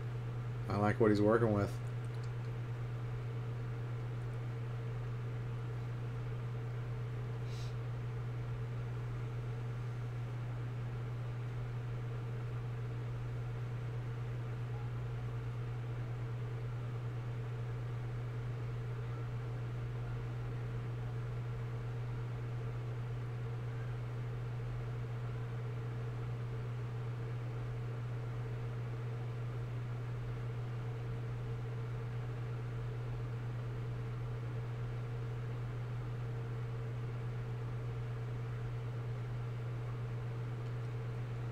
Alright, he's still at 12.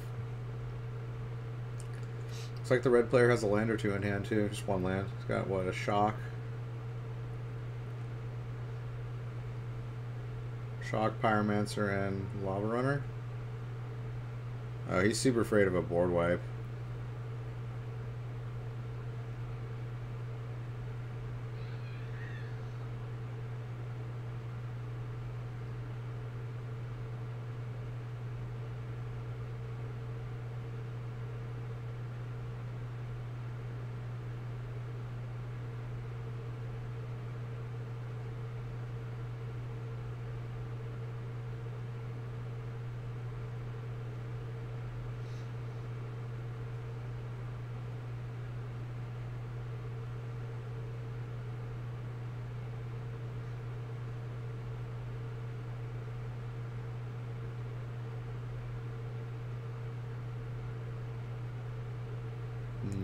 Who's that?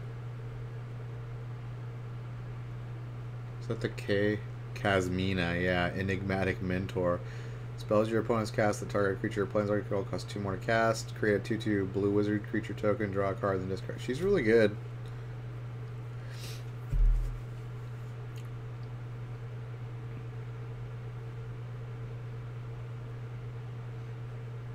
And it lets you draw and discard a card. I love these 2-in-1. Like, Teferi lets you bounce a creature and draw a card. Or it lets you, you know, third from the top a creature. Or no, it's just bounce. Yeah, he can bounce creature, draw a card, and then she makes a 2/2 and draws and discards. That's really good. Getting rid of Karn.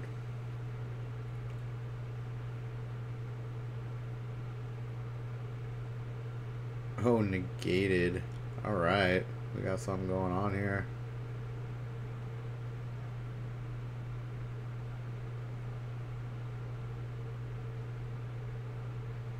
We got a game. Hub City Planeswalker at Uncommon. Yeah. This is the War of the Spark set that has 36 Planewalk 30 I believe it has 36 Planeswalkers in it. Or was it 26? It's a bunch of Planeswalkers, and yeah, they, you know how in packs they have, you know, the one slot dedicated to whatever the specialty for that set is? You get a Planeswalker in that slot in every single pack, yeah. So there's a bunch of uncommon Planeswalkers, and then there's rare ones, and there's legendary ones too, or mythic ones.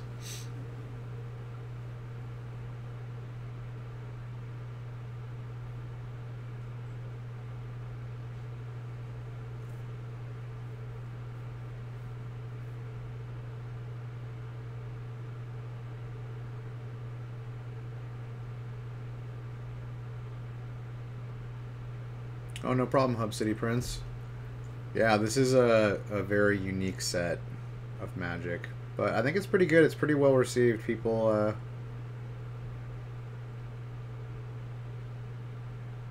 it's part of the whole, like, you know, fighting back, you know, everyone joining forces to fight Nicol Bolas, because Nicol Bolas is just, like, super powerful and evil, and, like, he's invading, he's using all his Amonkhet forces and invading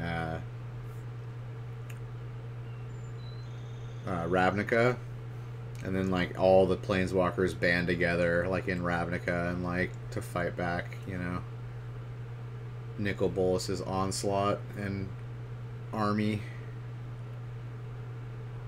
It's a pretty cool storyline, actually.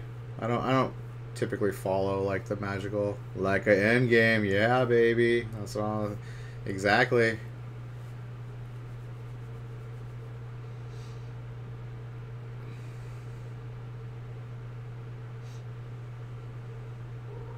Yep, Cleansing Nova. Wow. Super Friends stabilized at 3. He dies to, like, any burn spell here, but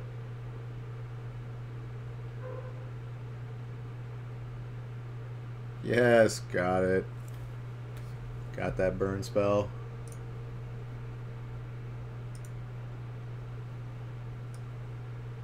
Alright, sideboard time.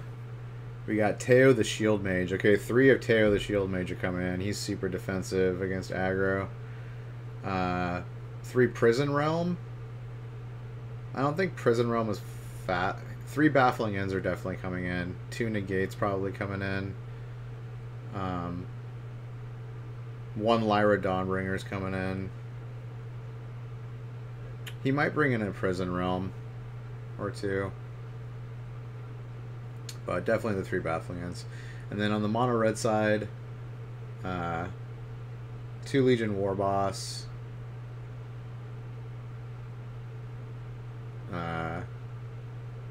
Does Tybalt come in this matchup? I don't think so.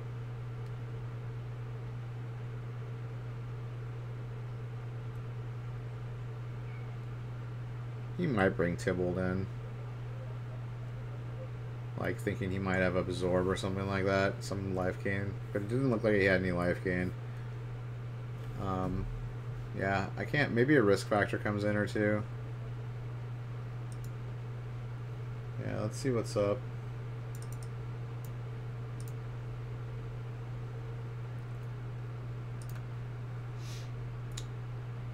Little game 2.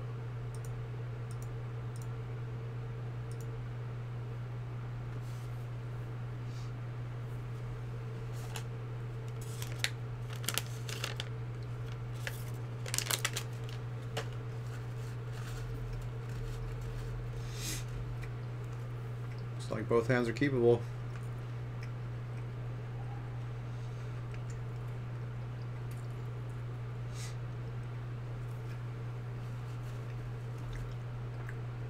Firebrand, the best 1-drop.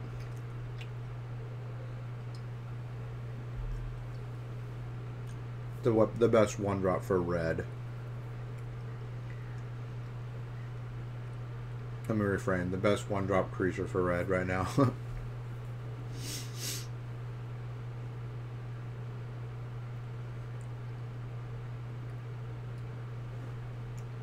Okay, he brought in Prison Realm.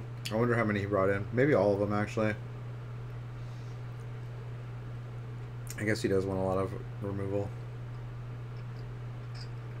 Oh, Legion Warboss, that's really good.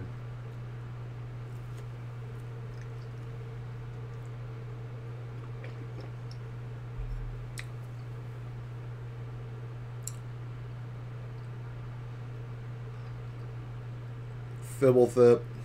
Yeah. I wonder why Fibblethip is in the deck. Like, does he have a way to get it out, like, from his deck? Or is he just playing because it's a 1/1 that draws him a card? A 1/1 creature that draws him a card?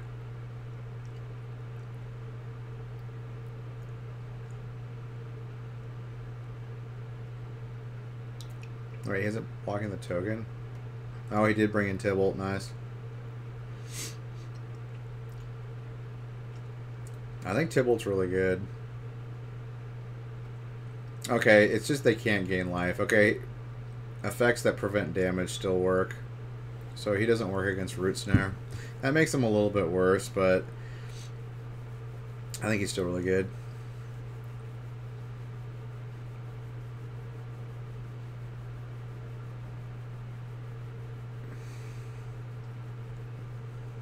I already had the Cleansing Nova.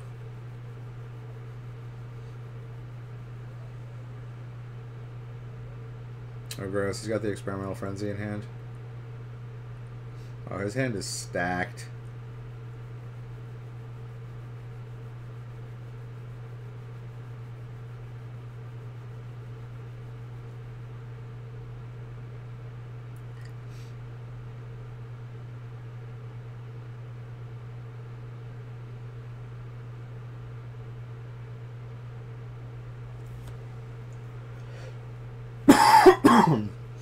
Excuse me. Oh, another Cleansing Nova. Okay. His hand is still stacked, though. Yeah, it's hard to see red losing this game.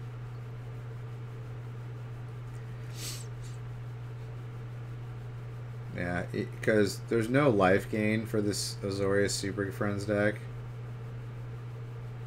And even if there were, he has Tybalt on the table now, so it's like...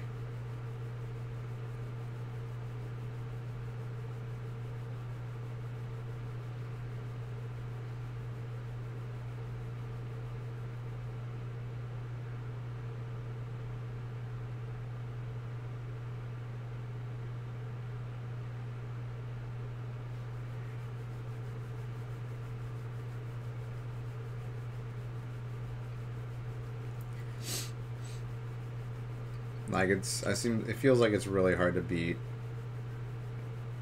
red with like a Planeswalker strategy without life gain.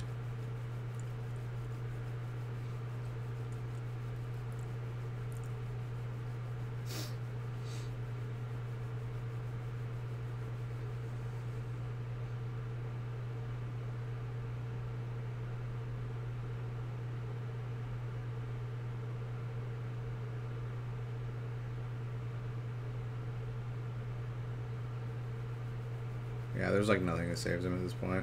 Oh, he drew Liar Dongbringer, but...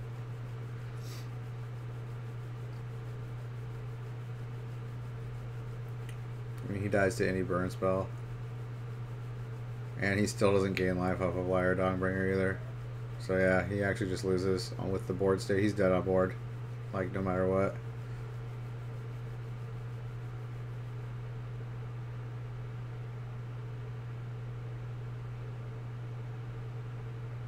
Oh, he has to get rid of Tybalt so he can gain the life. Yeah, and stay alive at what? 1? Or no? Yeah, he's got another Tybalt. GG. Yeah, that deck just does not stack up against red. It can't be. There's no way that deck could do good against red. Like, even after sideboard, he just doesn't have that much. Doesn't have that much. Ooh, Gruul aggro. Nice. Nice, Jim Davis. Nice. Spell. Let's see what's new in Gruul aggro.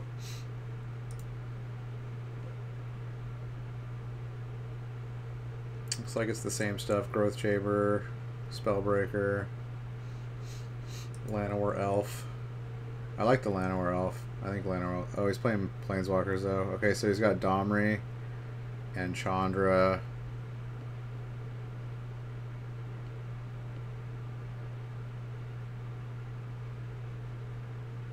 I like this list.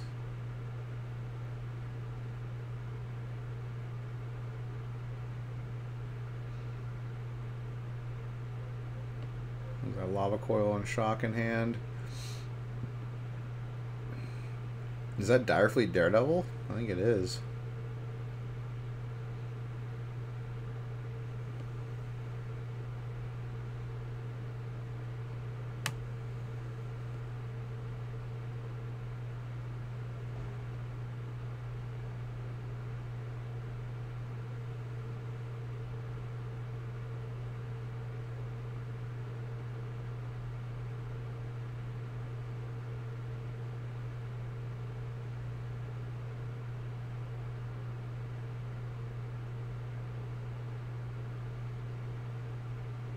Oh, took his last shock to kill Teferi.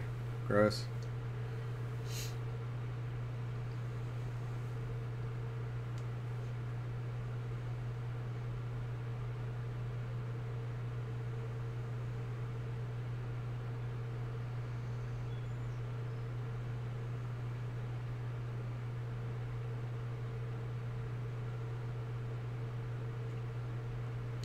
We don't normally watch time-shifted matches on this stream / videos, but I want to see this girl deck.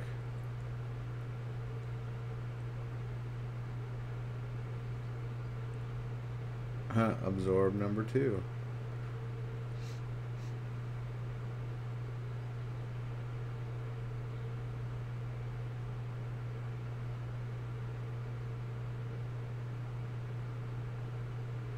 Narset.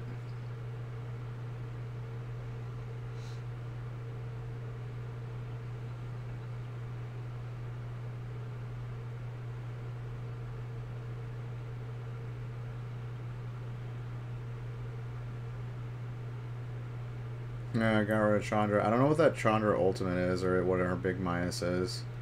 They don't really have ultimates. The new planes, most of the new planeswalkers don't.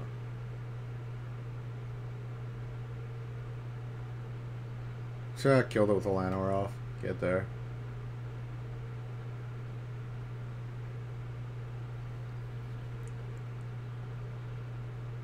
Alright, let's fast forward a little bit. Playing Legion Warboss too. Nice. Card's great.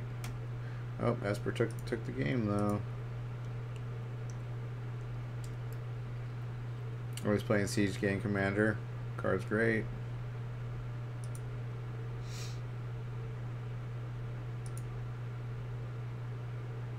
And Crawl Harpooners. Okay, you got game 2. Nice. Spellbreaker's great.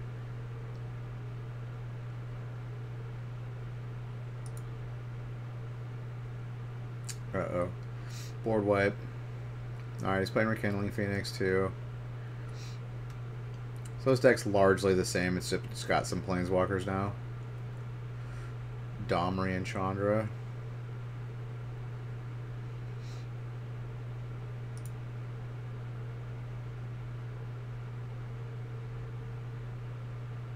Oh, and he's playing that. Which planeswalker is that? Oh, it's Sarkhan. I forgot what Sarkhan does. The new Sarkhan, that is. Yeah, it definitely gives you like this. Okay, who won that? It gives you stronger options versus Esper and stuff. Looks like, dang it, Lyra. Lyra is coming to lay the smack down.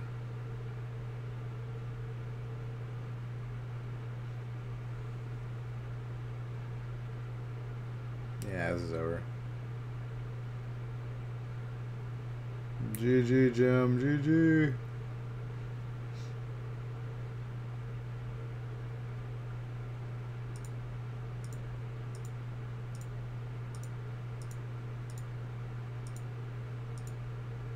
Alright, round 6.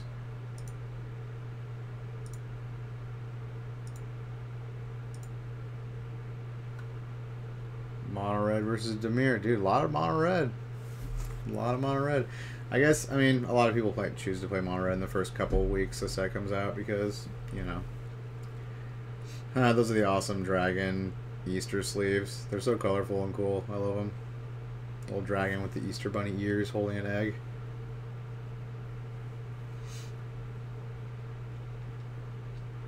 Super cute. Okay, this is the Dimir mid-range. Okay, I want to see what this deck is packing. This is the one that plays like Enter the God Eternals and you know, some other new stuff that Esper doesn't play.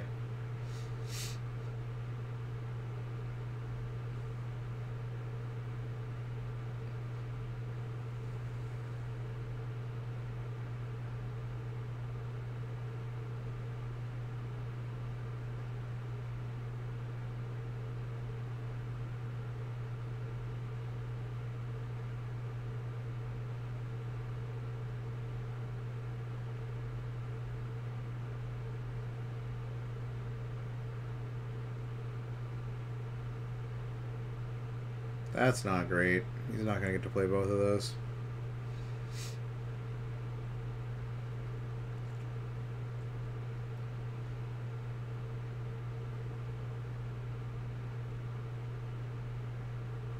Narset.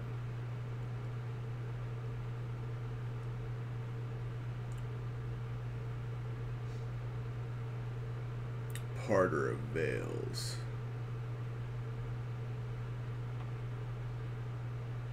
Each opponent can't draw more than one card each turn. -2, look at the top 4 cards of your library. You may reveal a non-creature, non-land card from among them, put it into your hand with the rest on the bottom in a random order. She's got 5 loyalty to start with. 3 cost, man. She's really good. She's basically a 2-for-1 that, like, makes it so your opponents can't draw more than one. Has an enchantment-like effect. Pretty good.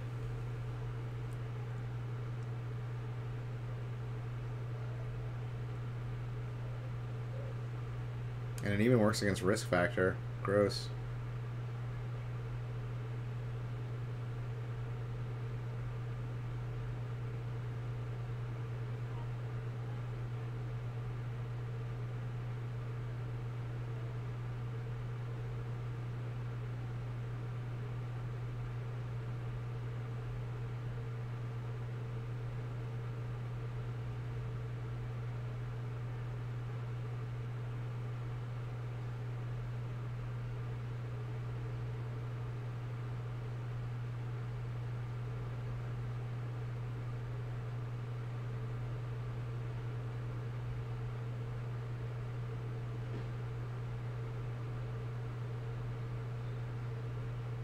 Good old Vraska's Contempt. Dude, I got rid of all 4 of my Vraska's Contempts when they were worth like 26 bucks each. I was just like, yeah, that card's gonna go down to be worthing $0 when it rotates out, which is very soon.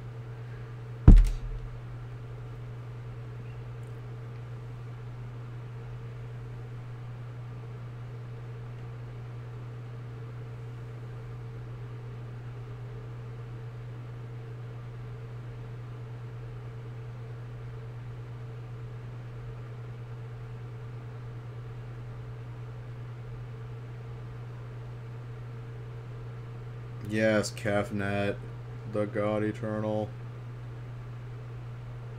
or Eternal Reward. What is his name? God Eternal Kefnet. Okay, sorry, not Kefnet. God Eternal. You reveal the first card you draw each turn. As you draw it, whenever you reveal an instant or sorcery, you can copy that card for 2 less to cast. That's so good. And when it's died, put it into exile, or is put into exile from that ability. We put it into its owner's library, 3rd from the top. Dude, it's so good. 4 or 5 flying for 4 also. Just disgusting. Absolutely disgusting. Like that card in limited.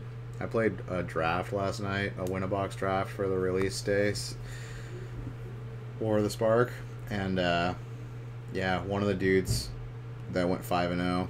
Or he drew in the final round, but he had Kefnet and 2 Enter the God Eternals in his deck. Just disgusting. I knew a bunch of the people that he played to, and they were like saying, this guy's got Kefnet and 2 Enter the God Eternals in his deck. It's disgusting. And then like I talked to him at the end, and it was a dude. It ended up being a dude that I knew, and I was like, dude, everyone's talking about you. It was pretty funny. His name's Cameron. The guy's hilarious. Super funny guy. He's like, people were talking about me? Really? I'm like, yeah, dude. Like, people were like, this guy's deck is bonkers. You got a kick out of that. But yeah, dude, God Eternal Kefnet is disgusting. Like, absolutely disgusting.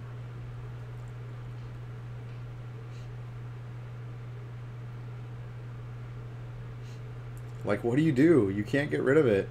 You legit cannot get rid of it. When it's died, when it dies or is put into exile, like, you cannot get rid of him. Like, you have to like use like enchantments that like keep him on the board, but like make him useless. You have to use like pacifism effects, but that doesn't even like shut off like his ability. Like, you have to use like that enchantment that makes him a 1/1 frog. But then like when you block with him, or no, I guess if he dies as a 1/1 frog, his ability doesn't trigger. I think like that's how it works. So you have to use stuff like that to get rid of him. This is weird. You have to, like, ultra specific things to get rid of him. Otherwise, he'll just keep coming back. He is the ultimate turd that won't flush. But it's looking like he's not gonna... He's at 1 life, so... Yeah, this deck doesn't have the life gain like Esper. Esper has, like, all the life gain, so that's why it's so good against red. But Dimir does not have very much life gain. Ooh, he's got Liliana. Dreadhorde General. Oh, did she destroy all non-zombies, I think? Yeah, she's really good. But, yeah, all he has to do is top deck anything here. Boom, like Wizard Lightning. G to the G. Alright, sideboards.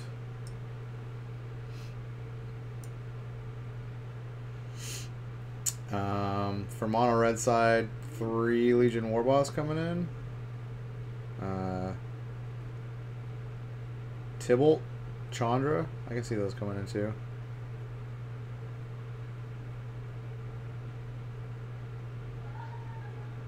Experimental Frenzy? Does he need Frenzy in this matchup?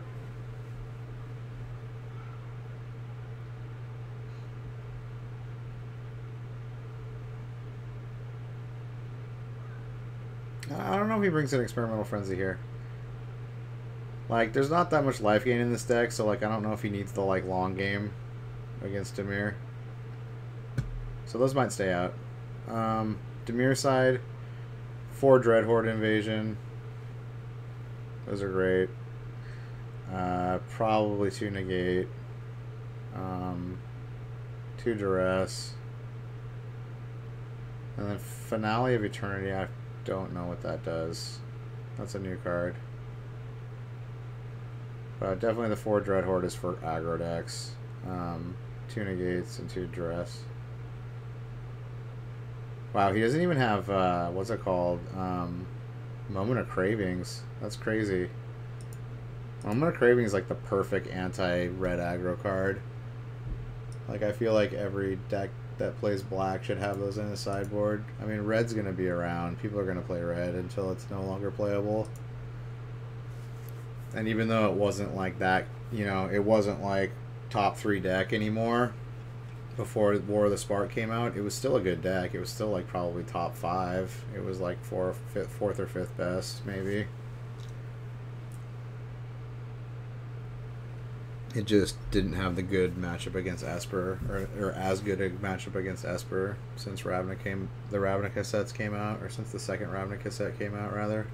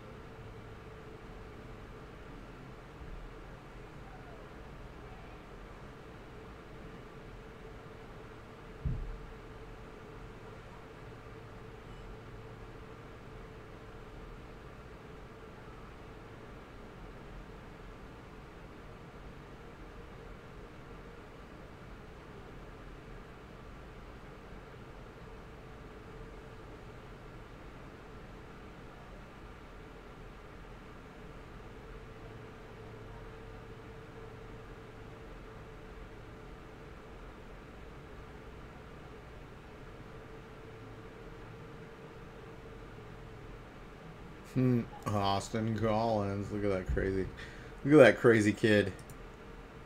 16 years old, has 6 top 8s. Not bad. And a win. And 3 invitational top 8s. Not bad. I wonder if he has any GP top 8s. Or Magic Fest top 8s, as they're called now.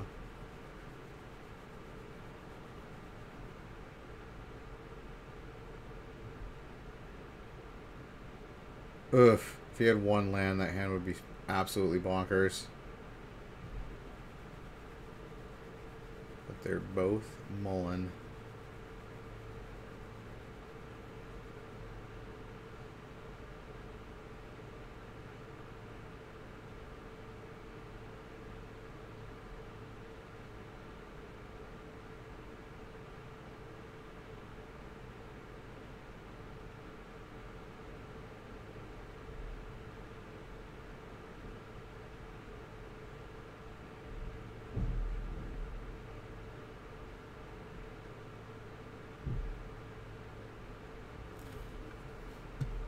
Shuffle, shuffle, shuffle.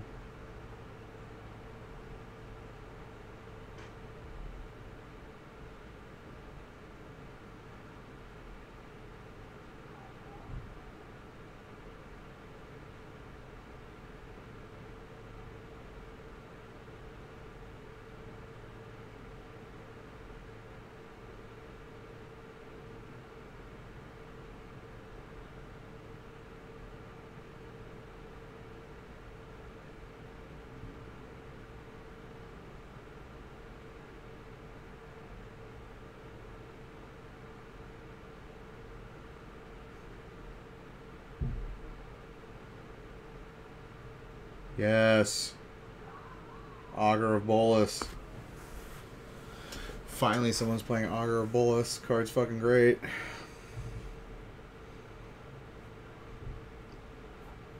I guess it's just got the perfect home in the Dimir deck. I can see it being played in Esper too. I mean, like, come on. Come on now. I guess Esper doesn't really need it against aggro decks.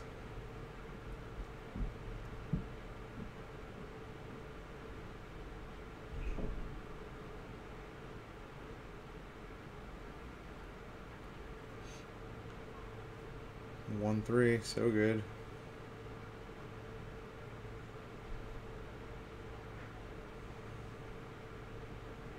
Nah, he was trying to sneak the attack in there. Obviously, he's going to block 100% of the time.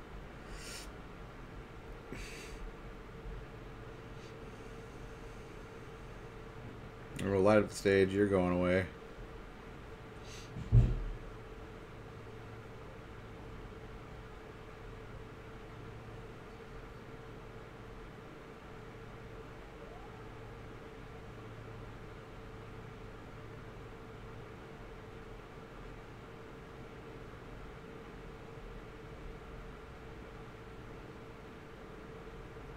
Pretty obvious.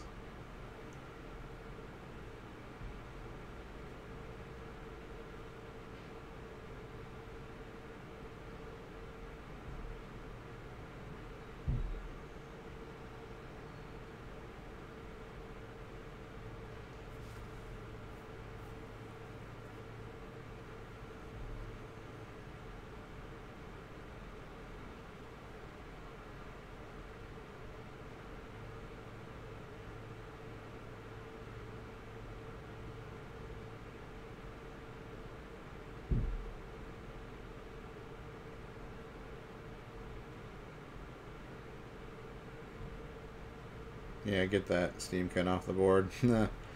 That thing's gonna run away with the game if you don't kill it. Tyrant Scorn. Look how big he is. He got much bigger after being an Elder Dragon.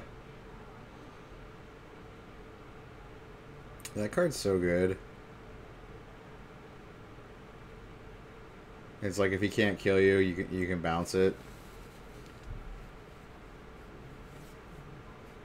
That's really good. That card actually might see play in, like, Modern.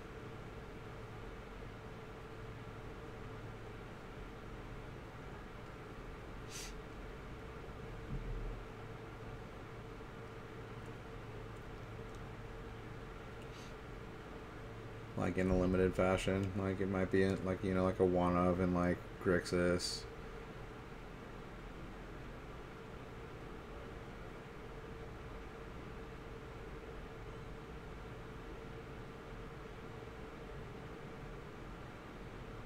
Or Esper.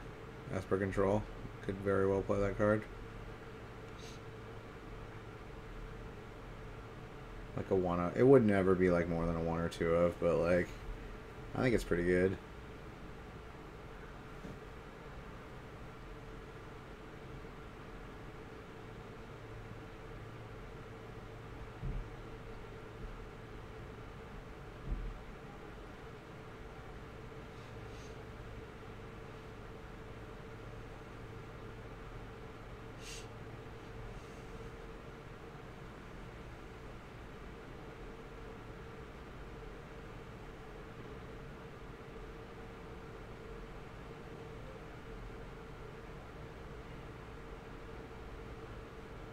Ooh, Enter the God Eternals.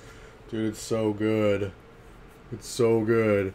Okay, so he kills his best creature, deals 4 damage, gains 4 life, goes up to 15, and makes a 4/4, and mills the top 4 cards. Or mills his top 4 cards, yeah.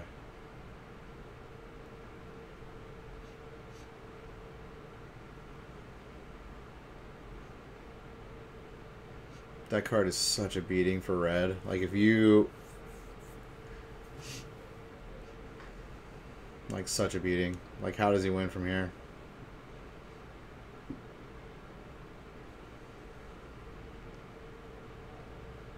Trip land. Well, at least you got those 3 lands off the top of your deck.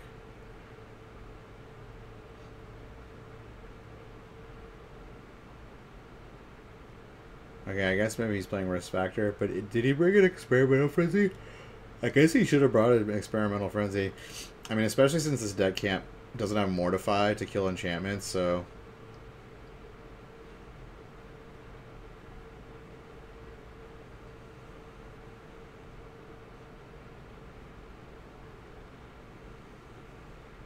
Yeah, but at this point he's like, okay, I'll take 4. I was at 19. A healthy 19. Now he's getting the beatdowns on with his 4/4 zombie army.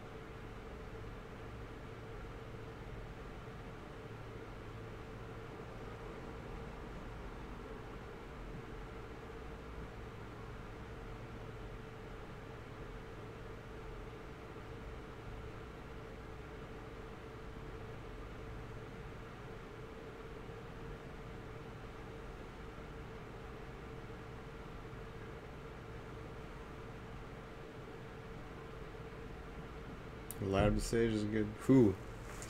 That sucks. You can only play one of those too.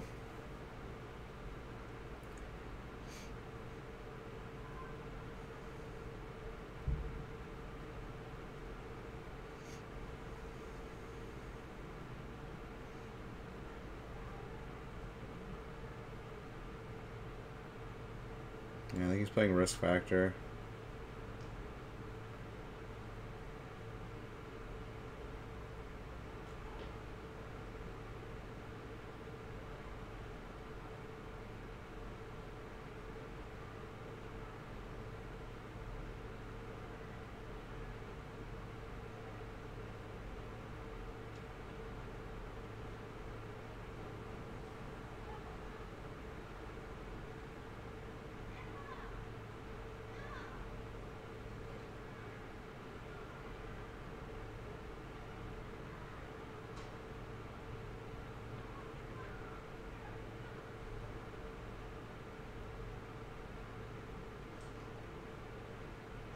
This is going to be a close one. A little race action going on.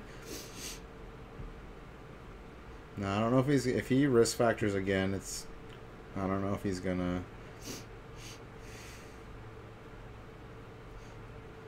let him draw 4 or take 4 here.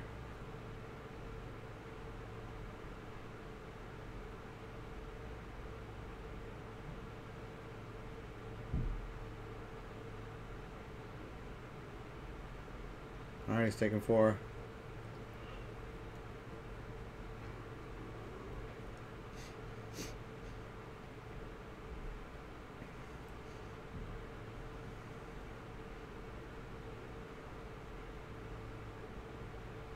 don't think you attack here. What are you doing?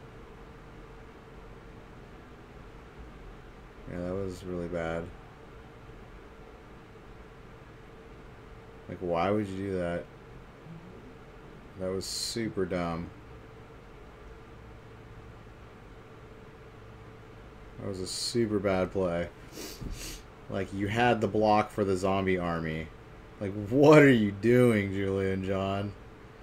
Like, he has another risk factor in the graveyard, so all he has to do is risk factor. He's going to let him draw 3 cards.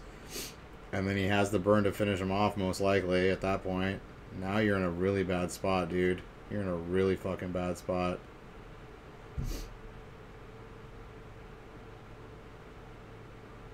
Yeah, now he has to, like, take crazy risks and hope to draw a land here. Which he didn't. Yeah, you lose, dude, because you're bad. Wow. He should not have attacked. That was a totally, like, huge mistake.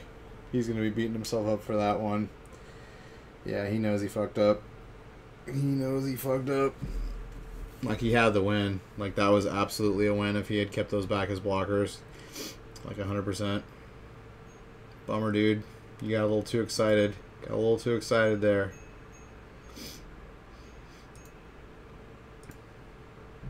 I thought I saw the line. He got impatient. It happens sometimes to the best of us.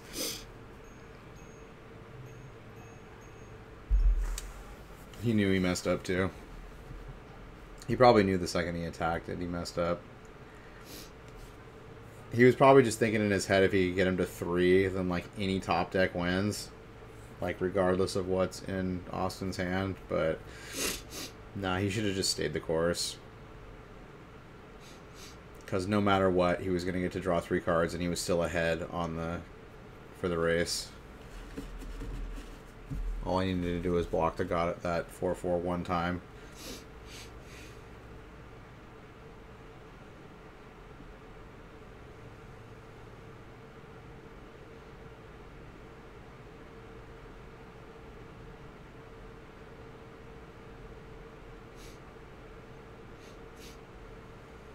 Alright, game 3.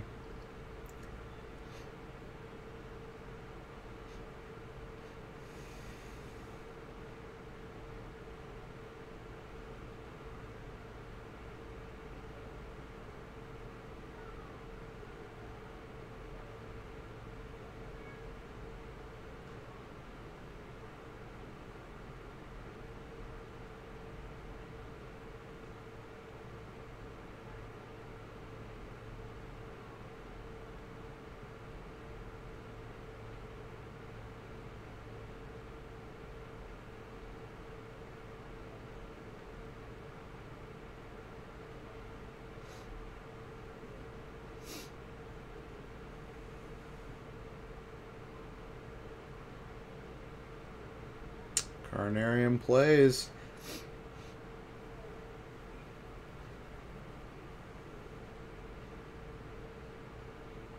Legion War Boss, so good. Here's 2 threats. Oh, Kefnet dot God Eternal. God Eternal Kefnet. Excuse me.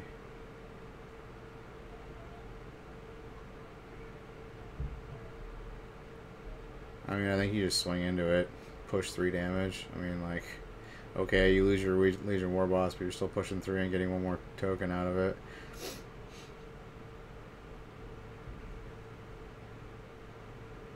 I mean, the card's done 4 damage for 3 mana. I mean, you can't ask for a lot more than that.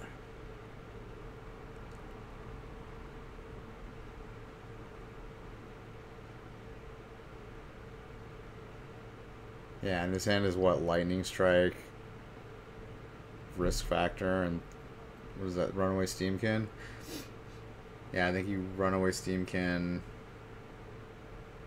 swing with everything, Runaway Steamkin, Lightning Strike his face, go. Next turn, swing with everything again, push like at least 3 damage, Risk Factor, which he has to let him draw 4, or let him draw 3.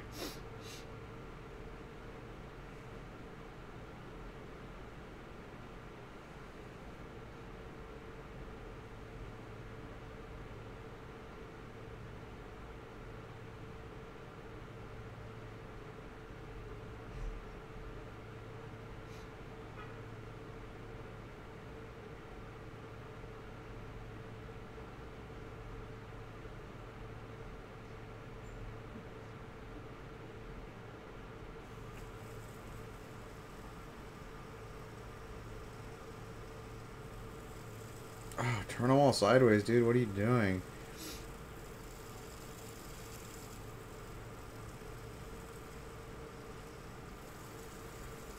Dude, if you can copy Enter the God Eternals for 3 mana, it's so disgusting. Oh my god, and he got it! Oh my god, the worst ever. The worst. That's the worst possible top deck.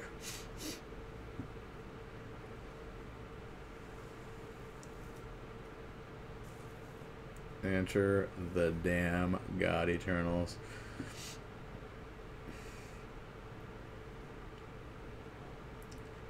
Dude, and he's gonna play it again. He's gonna play it again if he has a land.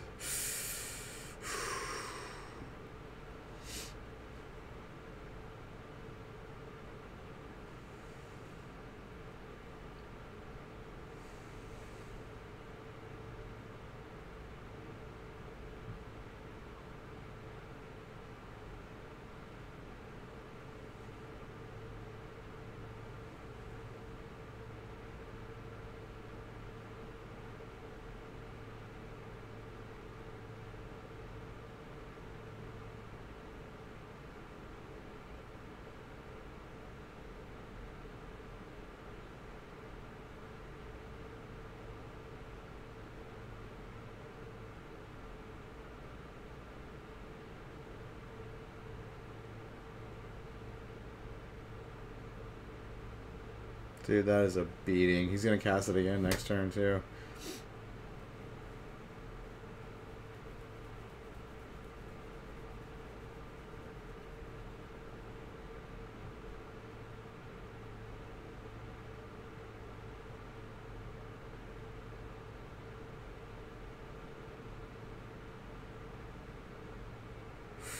Disgusting. Yeah, this is the one way this deck beats red. And that is called Enter the God Eternals / Kefnet.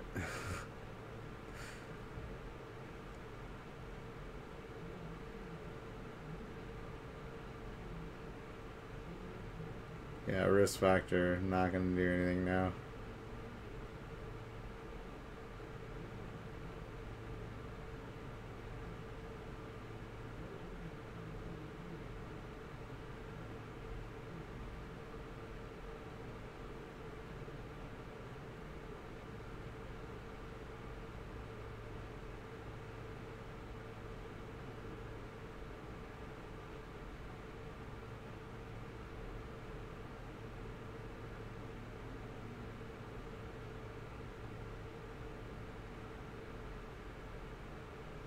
Narset.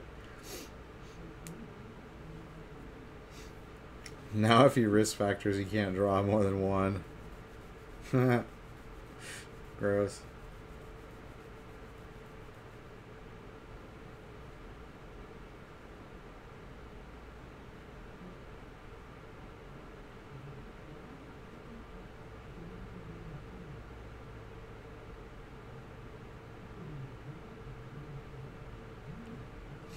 Yeah, I think red's done for. Double Enter the God Eternals. Can't really beat 8 life gain with red. It's very difficult.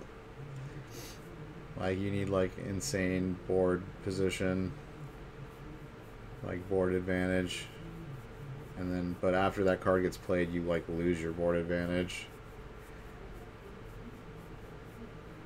Card's like a 3-for-1.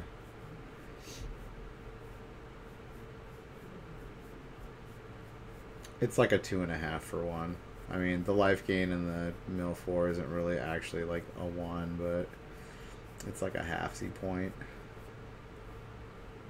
Yeah. Dude, Julian John's going to be kicking himself for losing that game 2. He had that game 2 locked up. Had it locked up. Bummer. Oh, Jeskai Feather. Yeah. This game. Or this deck I heard about. This is the mono white with the red splash for Feather. Oh, I guess it's playing blue also. Oh, he's playing the Jeskai version of it. Okay. Yeah, it plays that 2-drop. That's really good. Yeah, what is it? 2/2 haste something.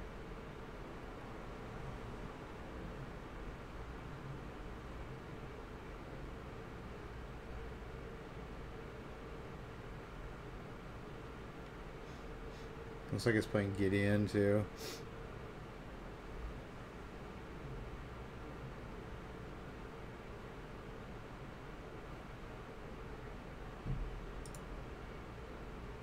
Oh, it's playing the new 1/3 dude too with Trample, who lets you play spells equal to his power when he attacks.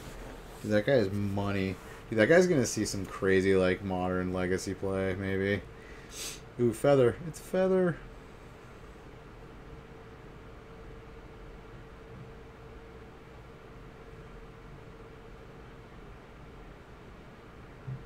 Oh, and he's playing Defiant Strike. Nice. Wonder what other 1-drops he has in there. Probably Shocks. He's probably playing like 4 Shock, 3 Defiant Strike or some shit. I wonder if he has any more than that. Probably not. Like, I think like if you just get it, like if he just procs it like once or twice, like it's worth it.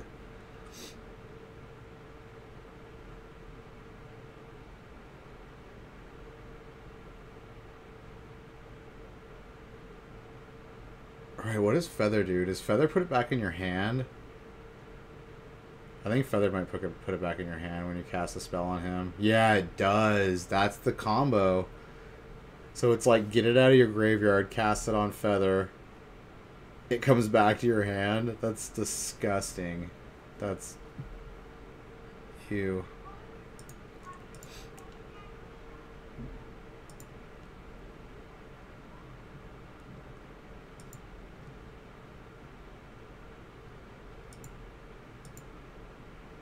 Looks like you got it.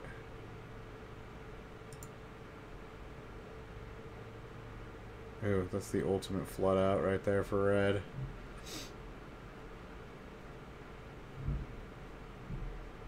Yeah, and he gets to play Clarion too. Clarion's great.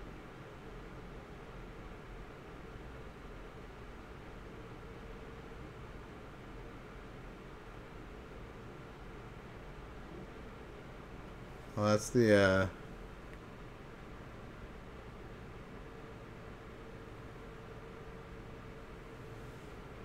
I don't know what the card that was. That was one of the new cards. It was some 1-drop red card that's new.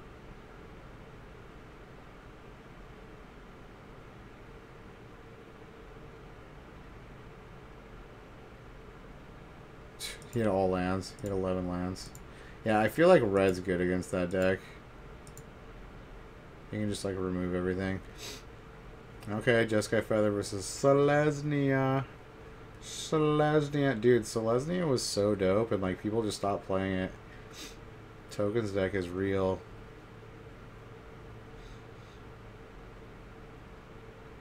Looks like both keepables.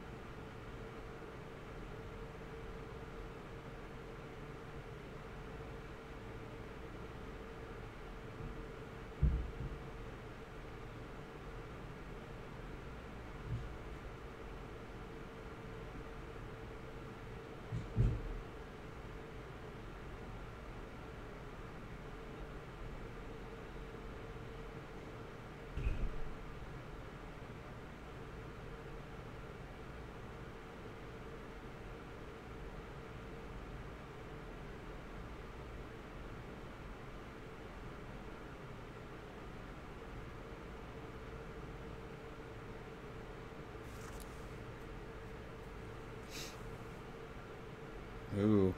Is that Gideon? Yeah.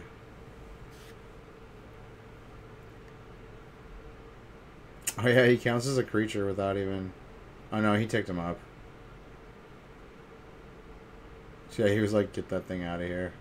Get that thing out of here. Yeah, because you could go like shock, attack, shock. That would be so bad.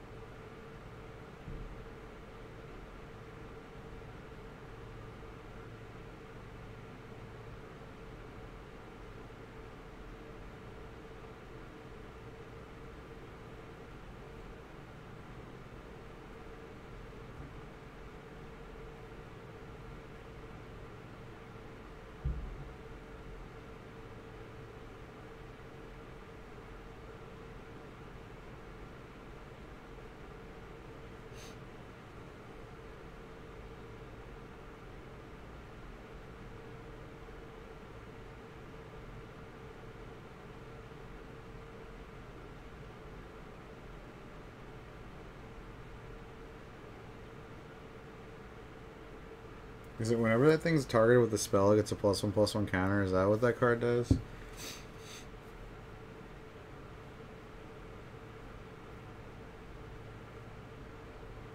Gideon Blackblade.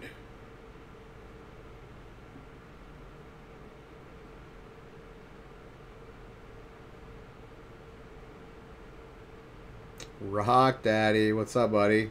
How you doing?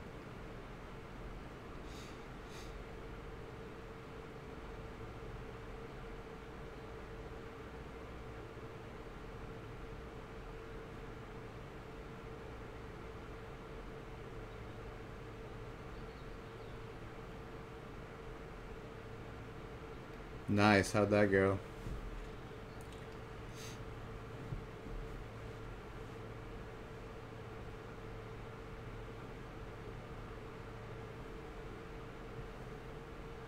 Sweet. Ah, what's up, Jesse?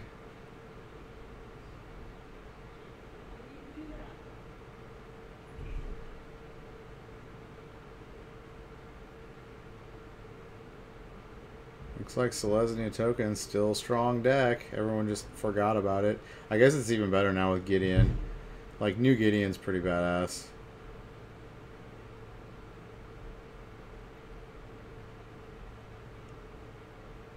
I really like this feather deck too, though.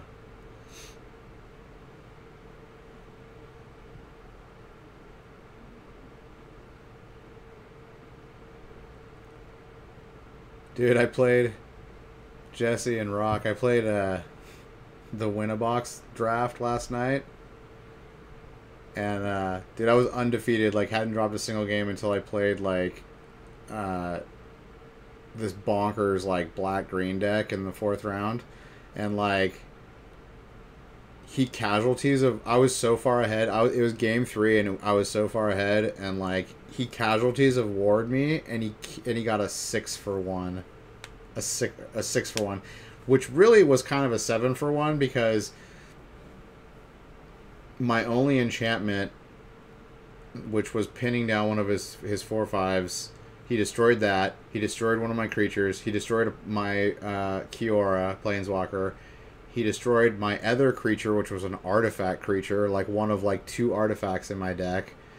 And he destroyed my basic land, which was my 7th land, or my 8th land, and then I had Parthalion on the top of my deck. Or I had Geode on the top of my deck, and he brought me down to 6 lands. So I played Geode, which gave me 7 mana, and Parthalion was my next card, which cost 8 mana. It was ridiculous.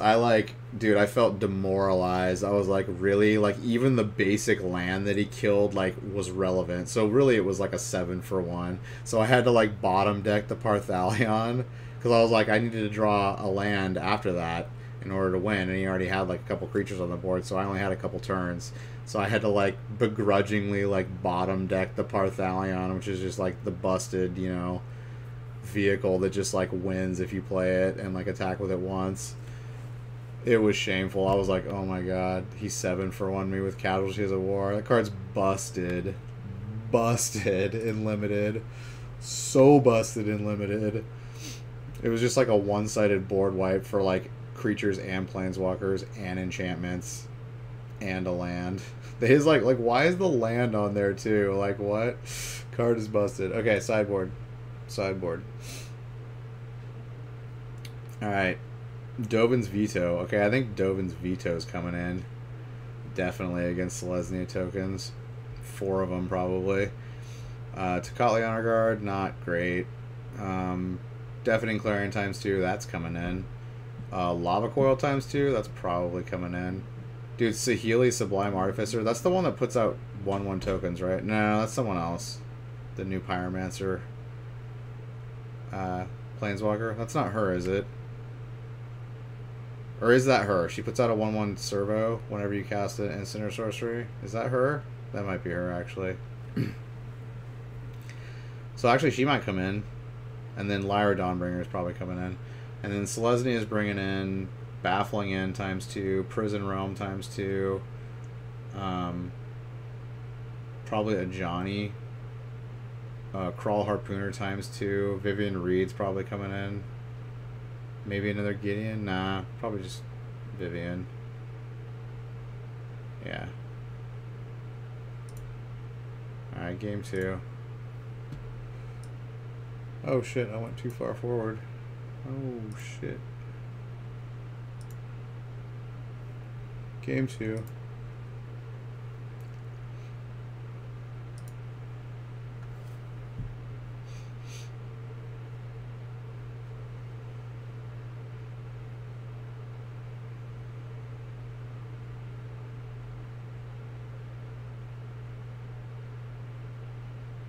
Ooh, the double dive down.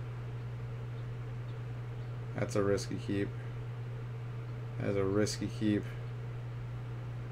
He had no white mana, but, I mean...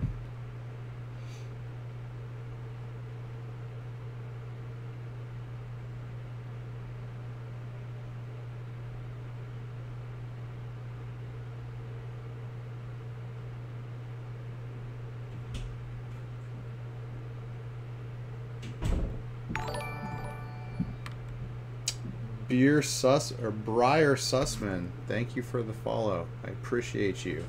Welcome to Lock Daddy's crib.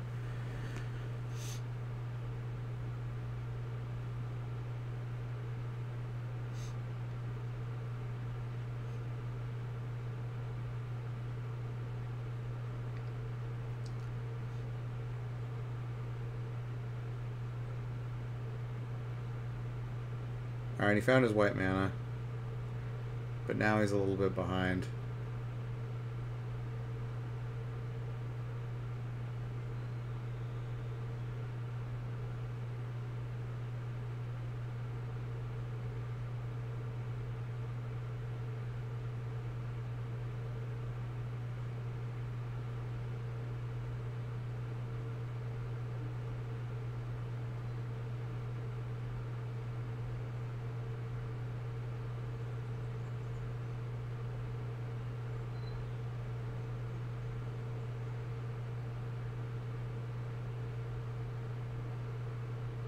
Oof. Gross. Okay, he really needs like a Deafening Clarion right here, like right now. Or this is gonna be like unsalvageable.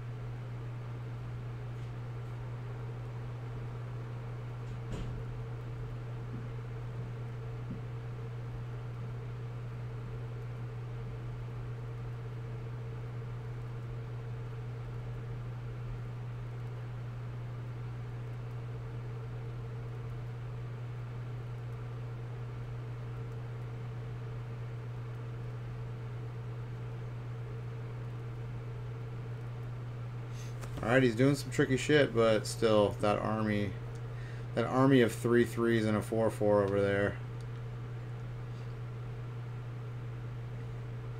I guess he can block. Well, no, that History of Banality is going to pop off next turn. It's going to be 5/4 knights coming in. Gross. Dude, History of Banality is so good. Like, that card's just bonkers. Although it's finally going to be gone in 3 months. Dominaria had some bonkers cards in it, like, for sure.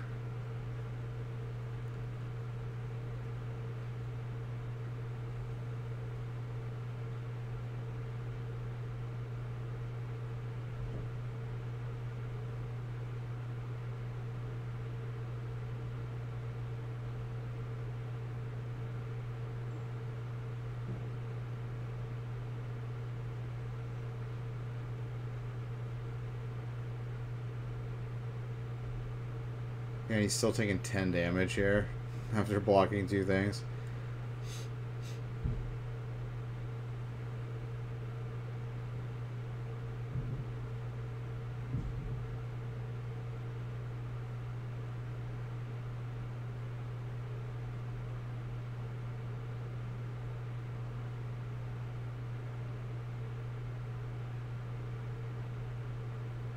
Wow, he chose not to do the 5/5, huh?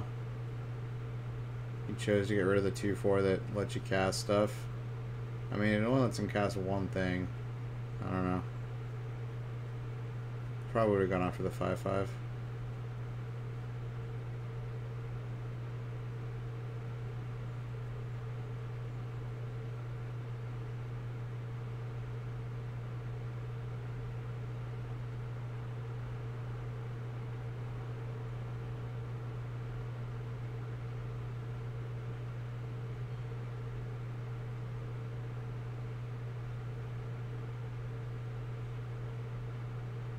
Yeah, that thing lets him scry one too. It gets a +1/+1 counter and you get to scry one. That's so good.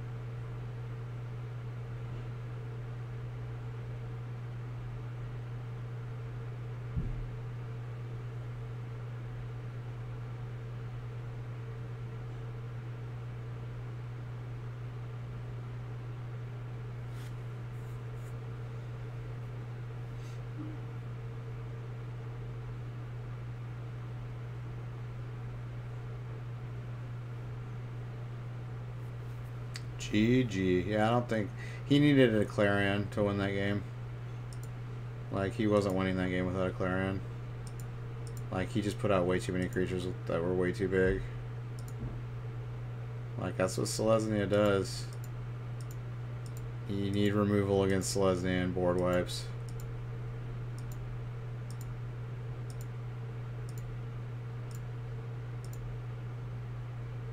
Mono red again. Versus the Esper Control.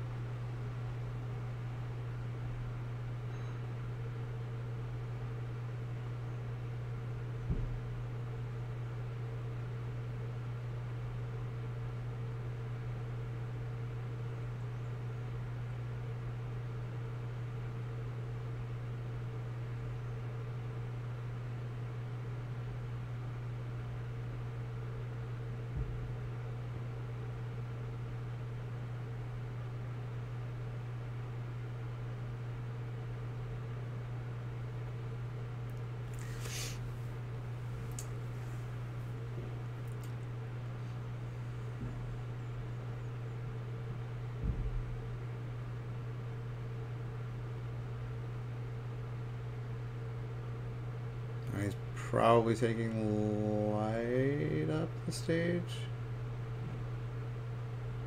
I don't know. Or Pyromancer, okay.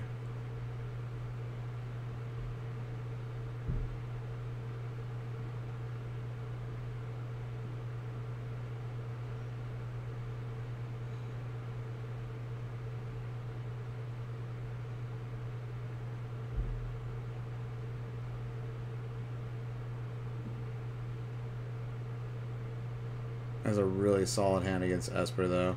Tons of card draw. You know, early pressure, 1-drops, 2-drops. Creatures. Like, creatures are always better than just having straight up burn against Esper, because Esper gains life.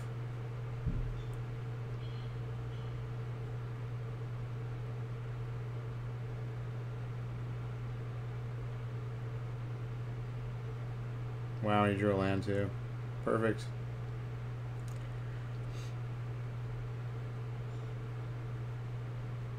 I mean, you fire off Lightning Strike, right? Make sure get 2 Lava Runners, +1 power bigger.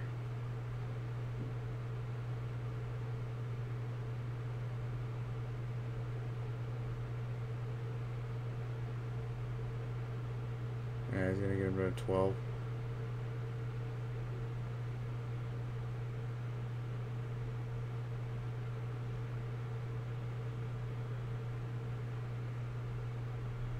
Swing him for 5.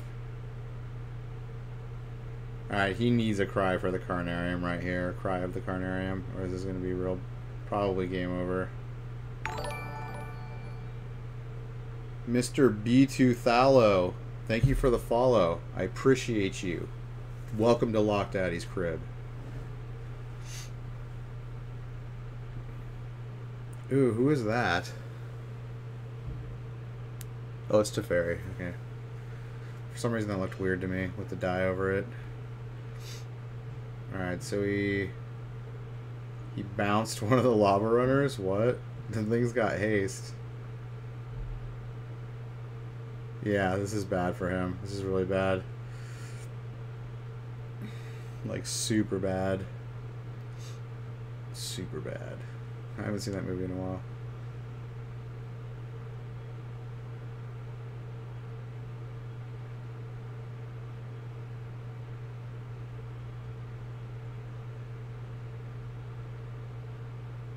I mean, you gotta go 1 on Teferi, right?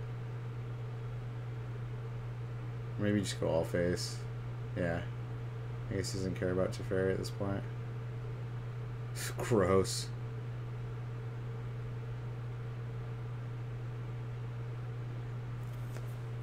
Yep, red can just do that. Red just did that. It can just do it. Nothing you can do about it. Yeah, he needed to cry the Carnarium like 100%, or he wasn't winning that game.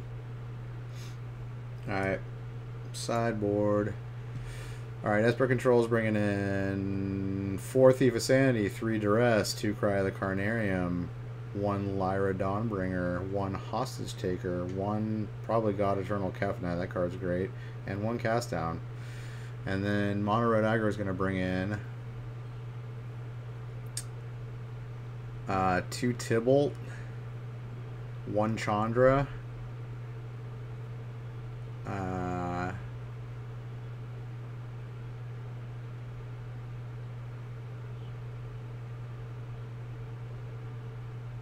maybe a Risk Factor. I don't think Risk Factor is really that good after board. I don't know against this deck. I typically like Experimental Frenzy over Risk Factor. And if you're going to play... I mean, he's playing both, I think. I think he might have a couple Experimental Frenzies in the deck. I'm not 100% on that, but... It doesn't work well with Experimental Frenzy, because, like, they're going to let you draw the cards every time if you have Frenzy on the table. Because you can't play cards out of your hand. So, I don't know. I'll say bring in Risk Factors if he's not playing Experimental Frenzy. Otherwise, like, I don't know. Maybe bring in, like, 1.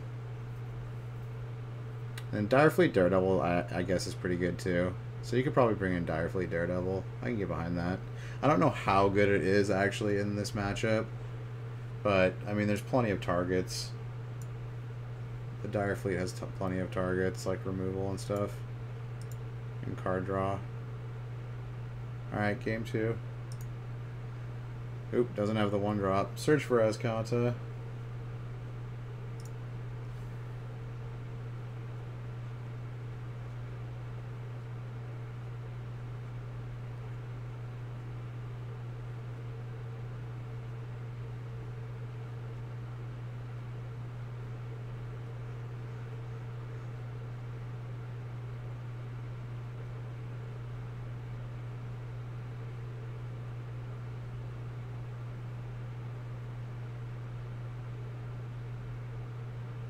Dude, Red's hand is bonkers again. It's so good. It's like the perfect hand. Okay, he didn't have a 1-drop, so it wasn't perfect, but this is a really strong hand. Yeah, he's going to take... You got to take the light of the stage. You got to get their card advantage down. Dude, he can Dire Fleet the Thought Erasure. Well, he can't do it yet, but... He probably brought in that spare mountain, too. He's probably only running like 20 mountains. Main deck, so he's probably bringing the 21st in because all those high-cost cards are coming in. I think that's a good call. Like, that's what I run in my sideboard. You're trying to decide which deck to run at the PTQ on the 26th, either Esper Control or Dimir midrange. I think Esper Control is still better. Like, Esper Control is... With the 3-drop Planeswalkers now, like, and what else did Esper Control get? They get Despark, and like they just get all these just juicy cards that just came out. I'm pretty sure Esper is probably the best deck still. I could be wrong, but I guess it depends on how, because they still got all the life gain, and they got all the good board wipes. And they got the best Planeswalkers.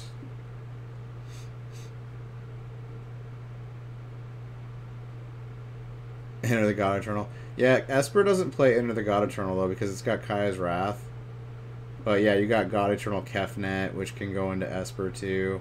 Pretty much Dimir plays Enter the God Eternals.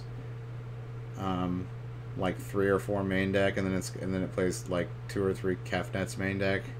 Like, in an earlier match, someone was playing Dimir, and he had Kefnet out, and the next card he drew was Enter the God Eternal, so he copied it and played it for 3, and then he played it again on his next turn. It was just disgusting. Like, he just won. He was playing against Red.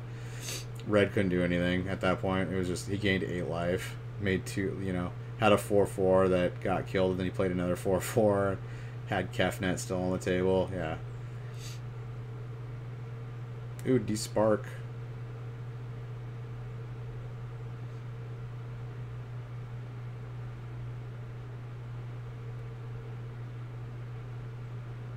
Oh, they play 2 copies of the Enter the God Eternals? Yeah.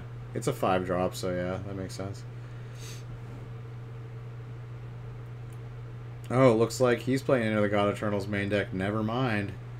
Here, I thought it wasn't an Esper. Yeah, you can play like 1 or 2 copies, definitely. Card's bonkers. Wow, he didn't mill himself. Why didn't he mill himself? He's got to search for Escanta out. That's weird. Why would you mill your opponent?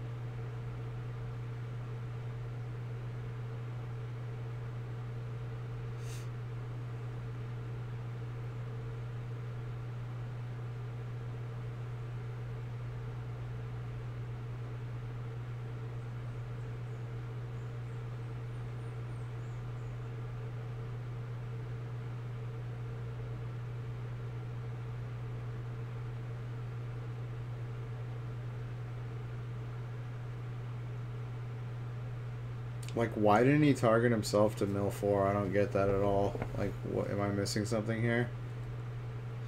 Like, why would you just... I mean...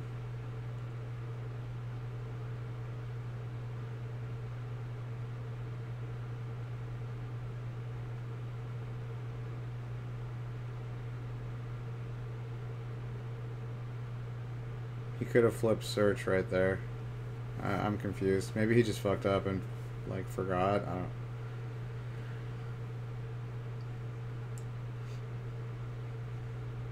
I mean, this game's not going to be decided by like being milled out.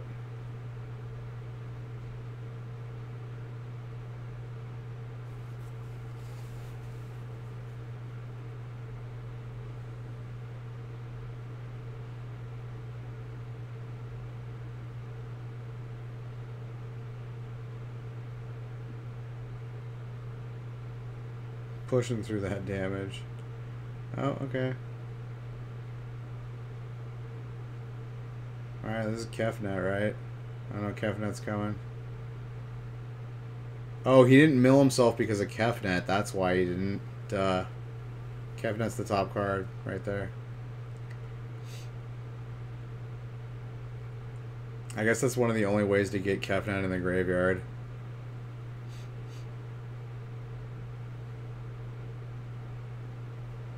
No, he just scoops because he knows Kefnet's coming out. Okay, that's why he didn't mill himself. Because Kefnet. Duh.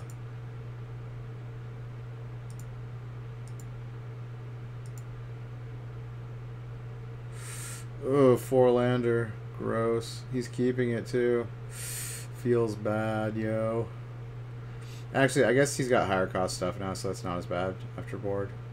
If that were game one, though, you'd probably be mulling that hand. Oh, he's got a light up the stage. Nice. Hit the lava runner.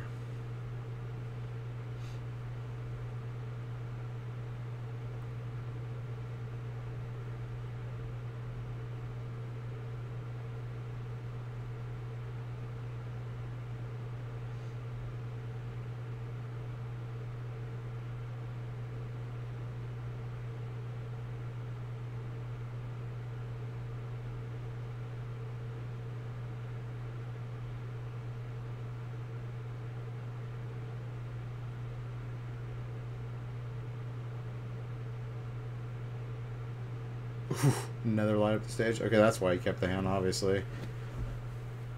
He had, like, what, double light up the stage and Pyromancer? Or maybe he had light up the stage, Dire Fleet, Pyromancer. Still a good hand.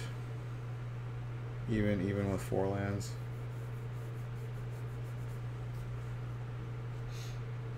Although he didn't have the 1-drop, so it wasn't, like, that good a hand.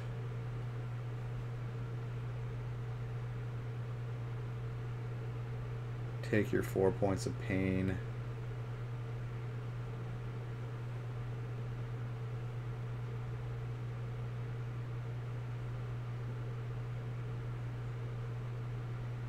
And he's down to 8.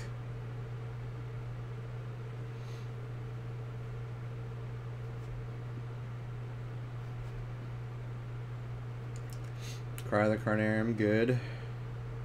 But he needs some serious life gain here. He needs like an Enter the God Eternals right here. Like, he's still got a bunch of action left. Yes. Thought Erasure me, I'll Thought Erasure you. Dude, those are all like good takes. I think you take Thought Erasure.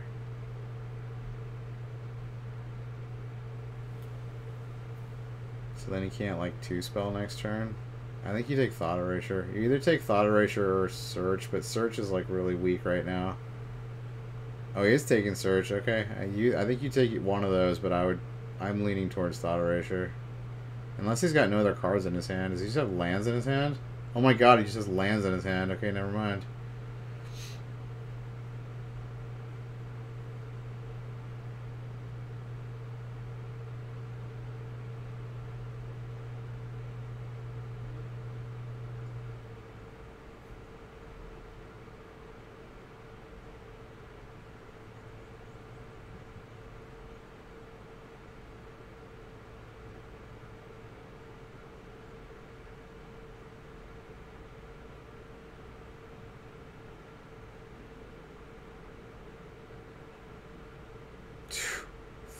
freaking 2 lands in hand. That's so bad.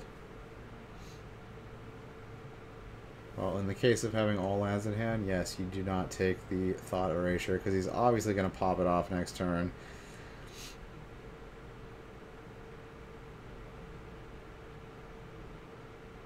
Ooh, Risk Factor. So good. It's so good right now, too, because his hand is, like, not very strong.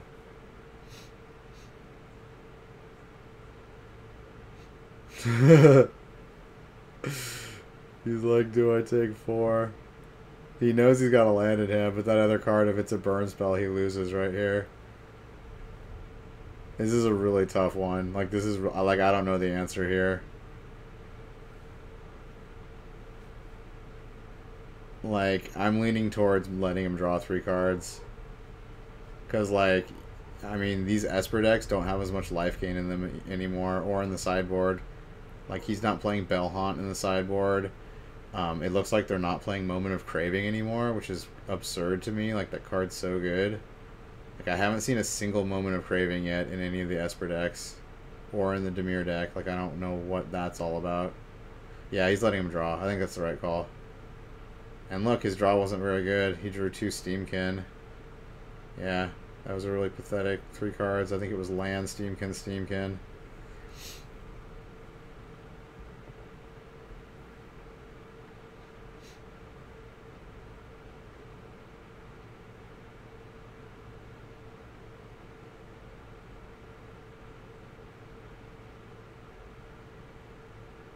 I mean, what do? You run out Steamkin because he knows he's going to cry for the Carnarium next turn and board wipe. But I think you force it. You got to force him. Maybe not. Maybe he cries anyways, but I think you got to force him to play it next turn.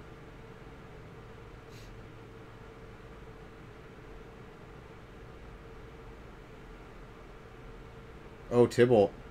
Amazing. That was an amazing draw.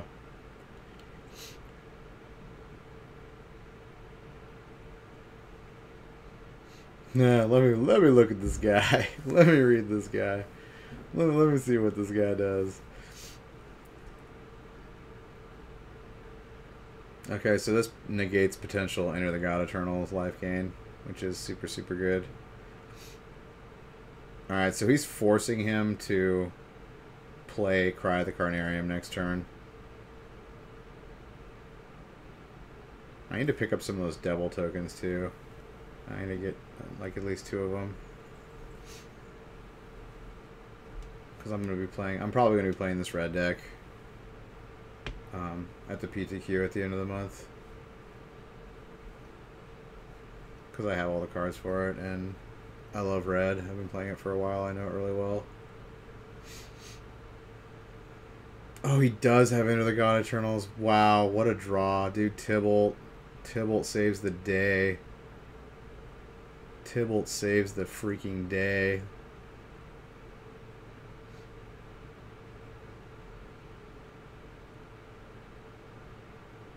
Wait, did he mill him again? Oh, I guess he doesn't want to mill himself also because of the Dire Fleet Daredevil. He doesn't want to give him more options for the Dire Fleet. I mean, I guess that's legit.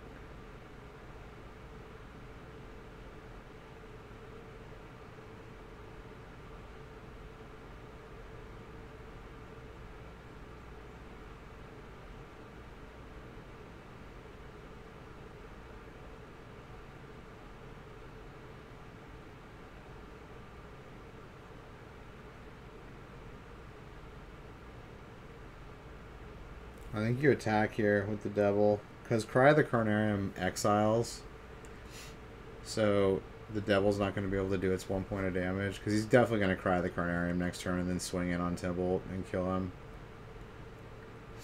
So yeah, I think you swing here with the Devil. He's going to block. He's hesitating too much. If he had just swung in, like... Oh, he's just going to take it. Okay. Yeah, he doesn't want to...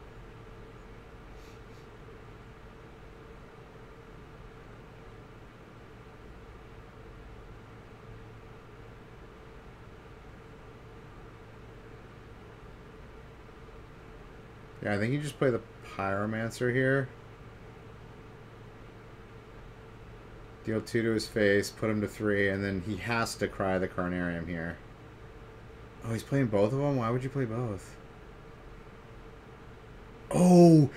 He's going to be bigger than the Cry the Carnarium. Oh my god. Okay, that's great. That's great. I think he wins.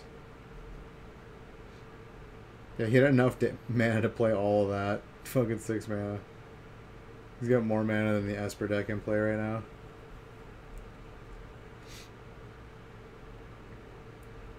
Alright, he's got Chemister's Insight, Cry the Carnarium, and I don't know what he drew just now.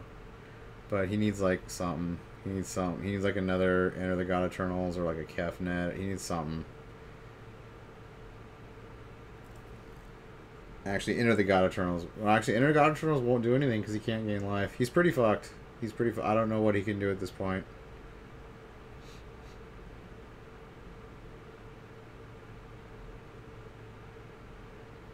He has to... I think he just has to straight up... Yeah, he's got to cry for the Carnarium. But I think he just has to sit there now. He can't attack. Yeah, because the Steamkin will kill him. Wow. Dude.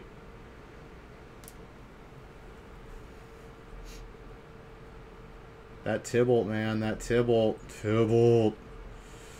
Tybalt, my homie. Dude, that was like... When I saw Tybalt, I'm like, dude, he's going right into my red deck. Sideboard. I think I'm going to play 3 sideboard. Like, most people are playing 2. I might play 3. Like, he's real good.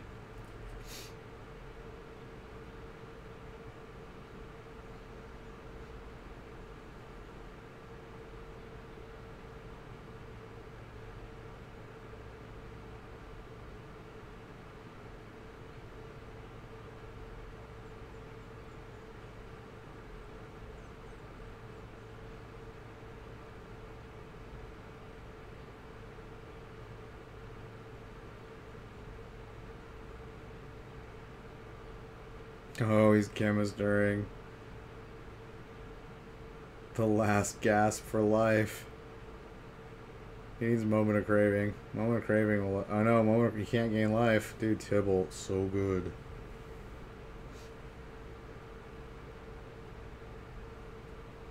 Oh, he got it. I can't believe these Esper decks are not playing Moment of Craving. Like, I don't get it. I honestly don't get it. Dude, 8-0, baby. Mono red. Let's do it.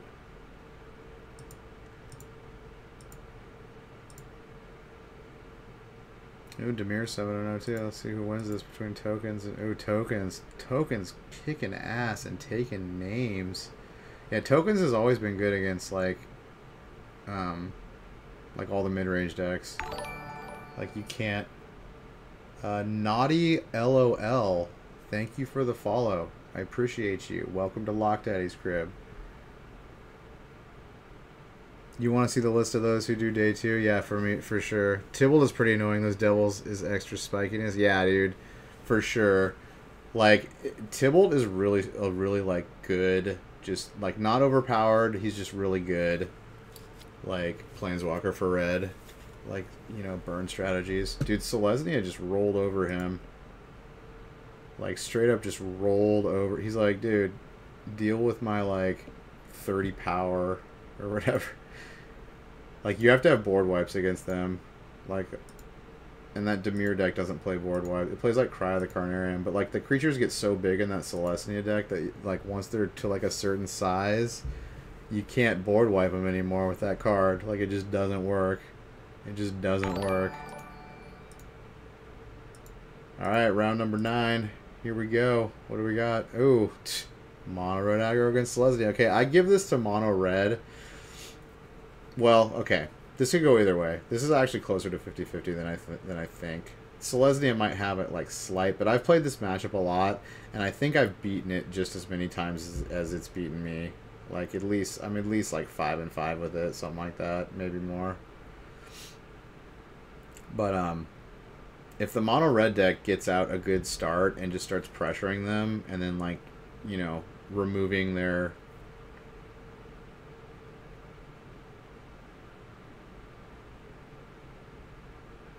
key creatures, before they get any use out of them, then red can definitely run away with the game.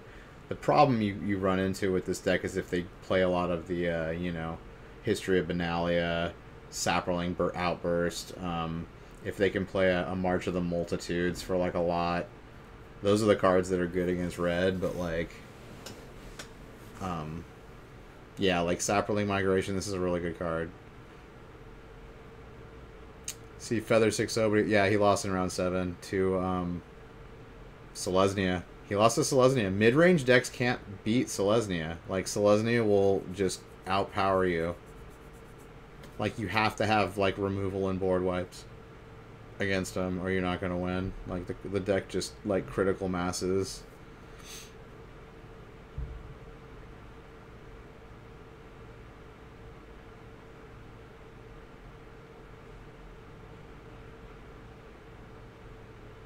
Yeah, Selesnya totally wrecked it.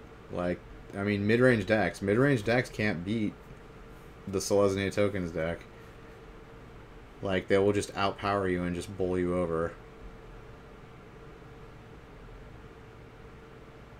I mean, like, at one point his creatures were, like...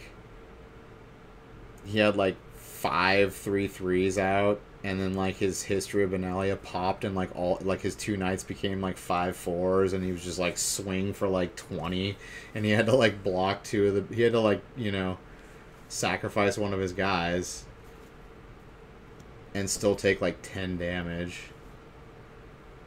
Alright, so... Red's not... Okay, he got the Loxodon on. Could use a couple of Deafening Clarion, but yeah. If he had Deafening Clarion, yeah, I think I said that too. I was like, he needs it or he's gonna lose. Like, yeah, I think Feather decks need 4 Clarions. Yeah, I think Clarion's really, really important. I think it runs only like 2 or 3 of them though, like sideboard, I believe, or at least the list that I've seen. All right, he's got Legion's Landing.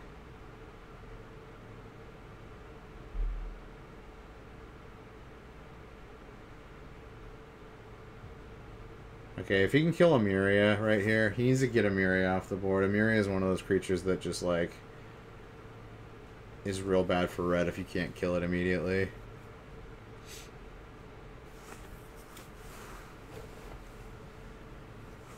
Way to cast Chain Whirler. Yeah, I don't think Chain Whirler fits into the 3-color deck very well. That's a little bit greedy.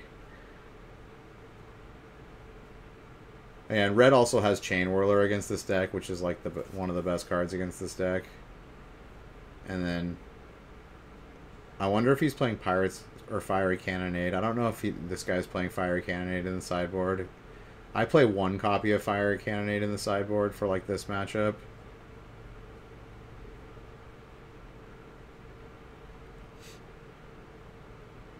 It's not looking good for red right here, though. It's looking like red's going to lose this game. He's still at a healthy 11 life, and now he's got, like, life linkers on the table. I'm surprised he didn't block the Pyromancer with the Vampire. I guess he really wants to flip Legion's Landing, so he's, like, making sure he has 3 creatures.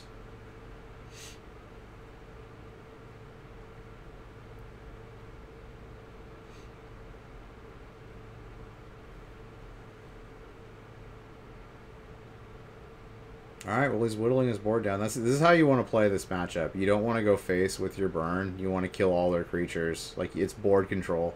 Like, whoever controls the board in this matchup wins. Like, you have to mitigate their creatures, because they will just, you know... They will outclass you with their creatures. And it's really synergy-based. Oh, he plays 1 mountain sideboard also. Because of all the, like, high-cost stuff in his sideboard. Oh, Chain Whirler. Gross. Dude, okay. Red's ahead now. Red's way ahead now. He's got History of Benalia.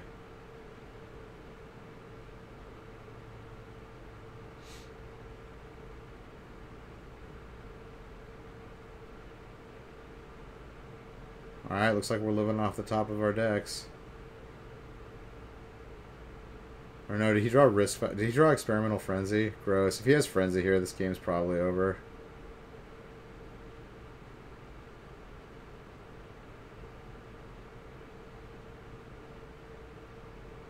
Yeah, he's got Experimental Frenzy. Gross.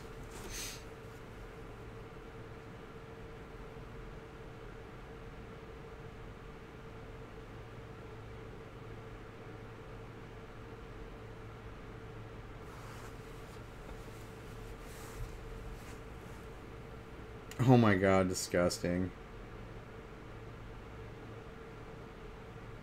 He's got 2 lands off the top of his deck too. That was actually great. Yeah, he just concedes. GG. See, that's what happens if you can take care of their creatures, like, 1 for 1 even. Like, their deck is based off synergy off other creatures, so... Alright, let's go to sideboard.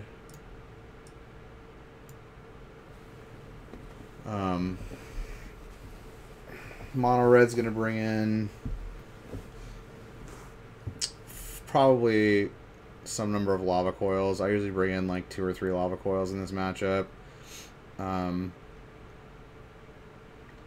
Direfleet Daredevil. I don't know if Direfleet Daredevil is very good in this matchup, to be honest. I mean, like, the removal that Selesnya plays is like Conclave Tribunal, which is a an enchantment, so you can't play that off of Direfleet Daredevil. And you can't play History of Benalia off of it. You can't play a lot of their cards with it. Rekindling Phoenix is decent. I think maybe you bring in Rekindling Phoenix. I think Risk Factor is terrible. Like, this is a board match. This is all about board control, so Risk Factor is terrible. Tybalt is not, I don't think, is great, because his life gain is off of Lifelink, which is like... I don't know. Maybe like 1 Tybalt comes in. But I think just like Lava Coils and like Rekindling Phoenix and like his Mountain come in probably. Yeah. And then for Selesnya, he's gonna bring in 3 Knight of Autumns, 2 Baffling Ends, probably 2 Prison Realms. Shit.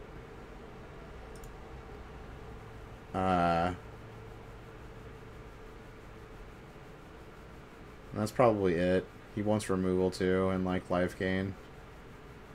Yeah, I guess, yeah, probably 1 Tybalt. I would probably put in 1 Tybalt against this deck, not 2. You really don't want to draw multiples of it ever. Alright, game 3. Or game 2, rather.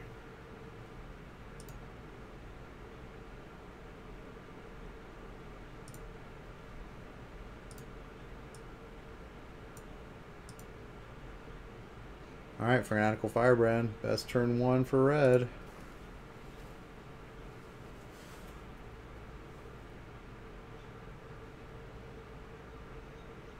Zed Fumble. Thank you for the follow. I appreciate you, and welcome to Lock Daddy's crib.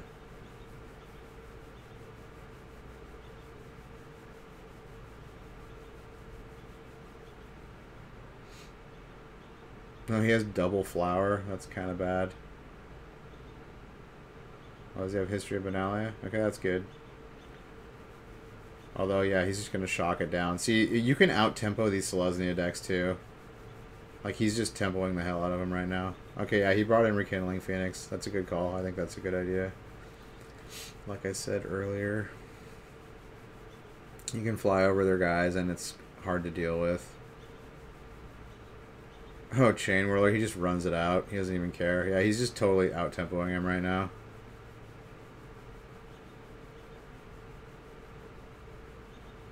Alright, Sapling. Okay, if he has a Loxodon here. Yeah, he's got a Loxodon. Okay, that's pretty good. If he has a Lava Coil, though, here, though, this is going to be real bad for the... Okay, he doesn't. Okay, this is swinging in the select. See, Sapling Migration, really good. He waited to play it until he could give it +1/+1 counters. Okay, but he's got the Phoenix, so that's good.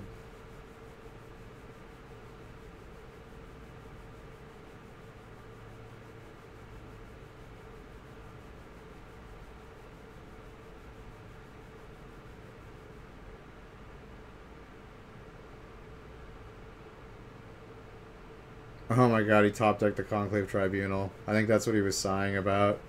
Sighing in relief. Yeah, he's probably Red's gonna lose this. Like, Sapperling Migration is great against Red if it can, like, you know, make him into 2/2s really quickly. Because, like, if he plays it and then gets Chain Whirler down, it's just, like, super bad.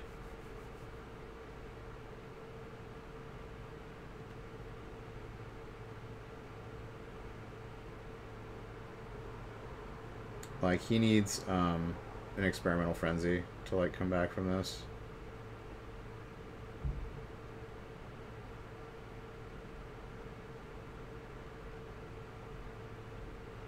Oh, Trostani Discordant. Oh my god, that thing's bustedly good against Red. Yeah, this is over. There's, like, no way for Red to win now.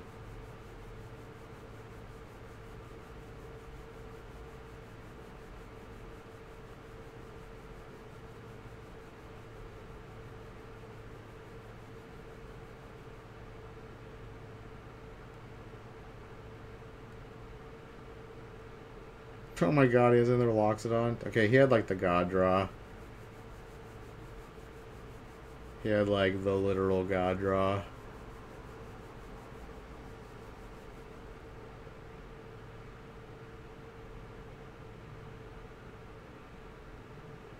Yeah, GG. Oops, we gotta refresh it. Refresh.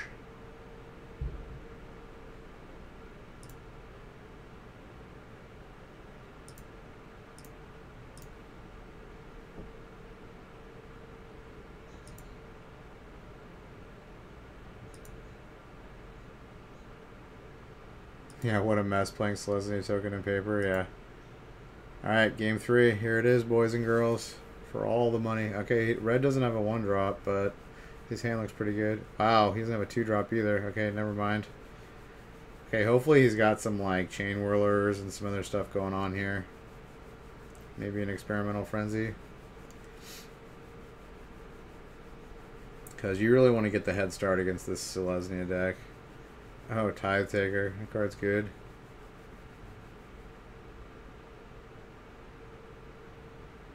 Nice. So he did. Okay, he had Chain Whirler. Good stuff. Good stuff.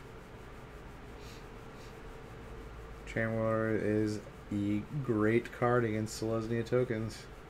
Like, 3/3 First Strike is great too. Like, it's just great all around. You know, you can kill 4/3 Knights that are attacking you. Straight up. Oh, Tribunal. He's always got the Tribunal. Card is stupid good. Oh, he's got another Chain Whirler. Dude, he's got 3 Chain Whirlers. He has another Chain Whirler in his hand. Oh my god. Oh my god.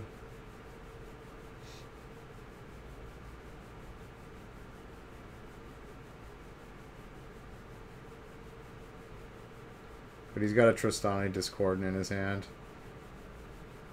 That's bad news. He needs to kill that Trostani Discordant. I wonder if he put in Lava Coils.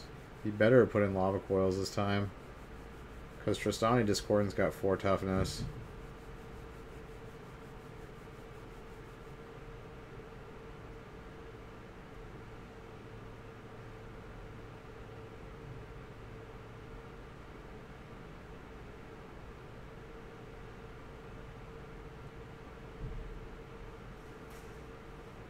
Nice, he's got a Phoenix too. Okay, this hand's pretty good. Oh, he's gonna slam the Trostani Discordant probably. Yep. Okay, he needs to kill that Discordant. Like, if he has a... Oh my god, he has a Loxodon too. That's so disgusting. Are you kidding me?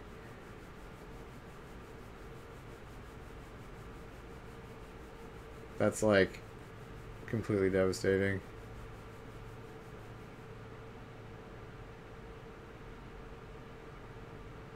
Unless he can kill him right here. I doubt he has enough damage. He has to have like 3 burn spells in hand.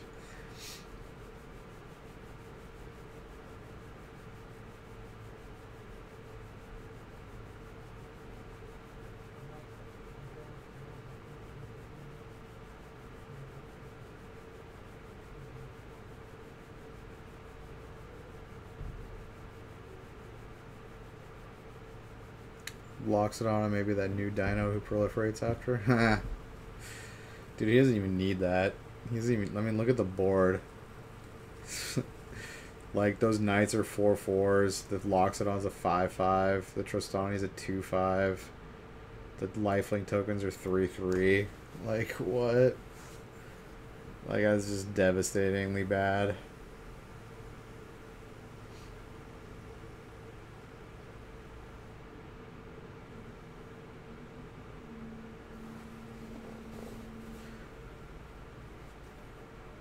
Like, okay, can you even take that hit? That's what, 4, 8, 9, 10, 11, 12, 13, 14, 18. No, he can't even take this hit. Oh, he's got Tybalt. Okay, that's something. Okay, good thing he brought in that Tybalt. Alright, he's got a lightning strike too. Okay, he can live through this. He could win this. He could win this right here. He could fucking win this. Like, he has no life gain now, so those lifelink tokens do nothing for him. And he's only at 9 life. And he's got a flyer, a 4-power flyer. I think he wins. If... This is looking real good for red now. Oh my god, he's got another freaking Conclave Tribunal in his hand. This guy is so lucky. Oh my god. Why don't you draw the perfects like 2 games in a row? I think there's another Conclave Tribunal in his hand. So now he's thinking, like, what do I Conclave Tribunal? Probably Tybalt. I mean, like, if you gain 6 life, I don't see how you lose this game. With how the board state is.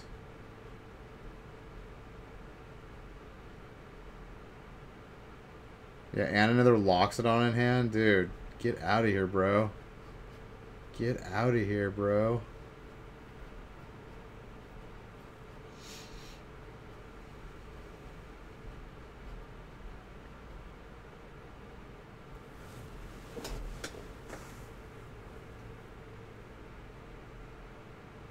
Oh, he's playing it super safe. He's not even attacking with the lifelinkers.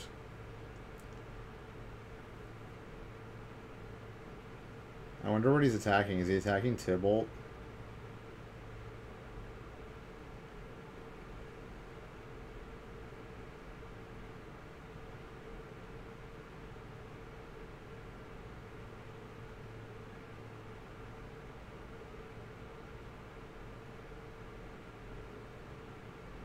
I think he's going to Conclave Tribunal the Phoenix.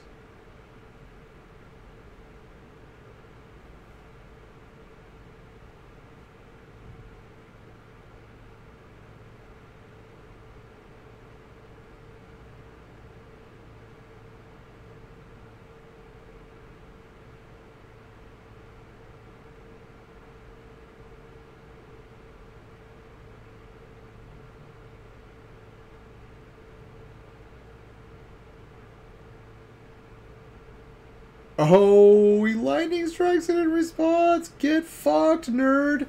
Oh my god. It's gonna come back. He has a freaking light up the stage too.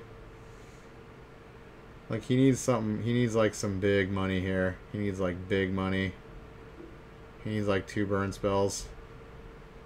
Dude, I didn't see what he drew. I didn't see what he drew.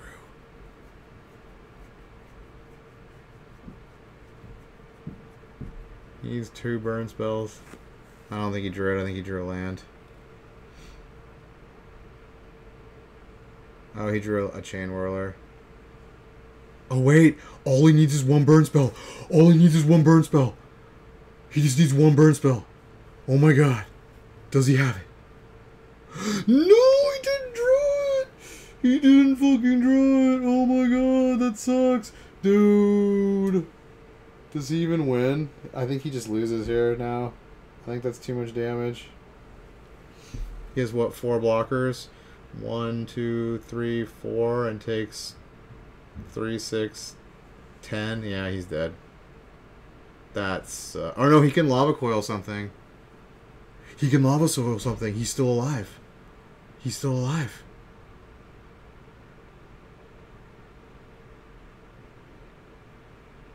You lava coil.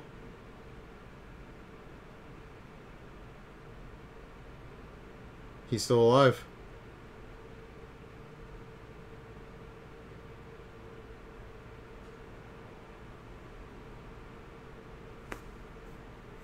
You lava coil one of the life linkers. No, do not. What are you doing? Oh no, he chain whirled this turn. Yeah, so that has a damage on it. Yeah, you can kill the Loxodon. Yeah, kill the Loxodon. That's absolutely the right play. Kill the Loxodon.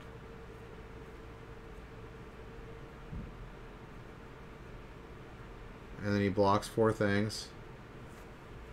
Yeah, dude, he could still win.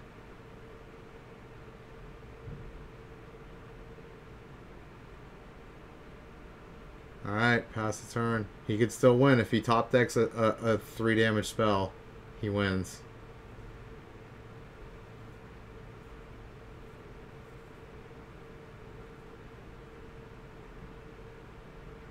Wait, what? No, you can't attack with anything, dude.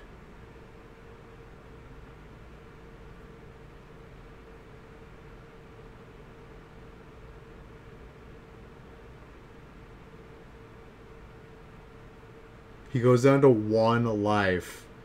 He goes down to 1 life. Oh my god, this game is so fucking close.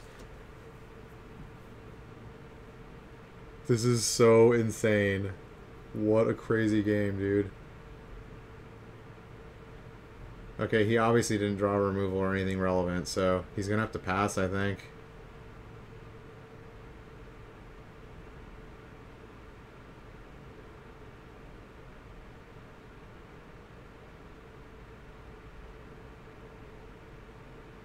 Oh no, he has to attack with everything, yeah. Yeah.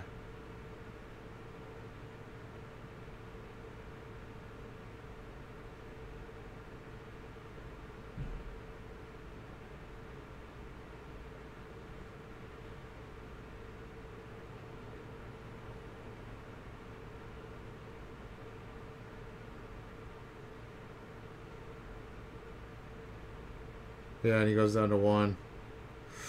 Oh my god, it's all...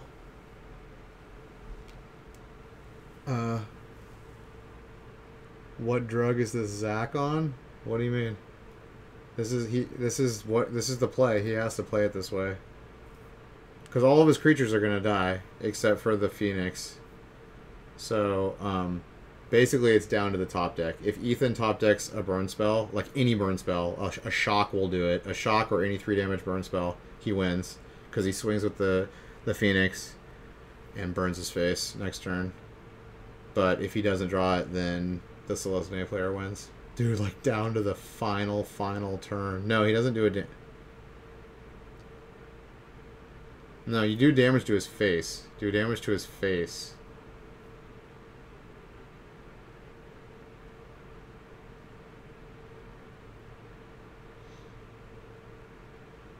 Oh, he did a damage to his... Wait, what? He killed the knight? Why would you do that?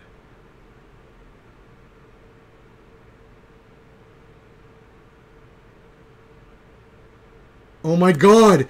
He didn't do a damage to his face! What is wrong with you? He would have won! What is... Oh my god, he fucked up so hard. Why did he choose to do a damage to the fucking token?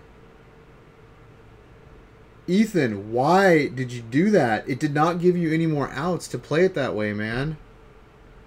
That was a complete misplay. Like, what was he thinking? Dude, he's so pissed. He knows he misplayed that hardcore.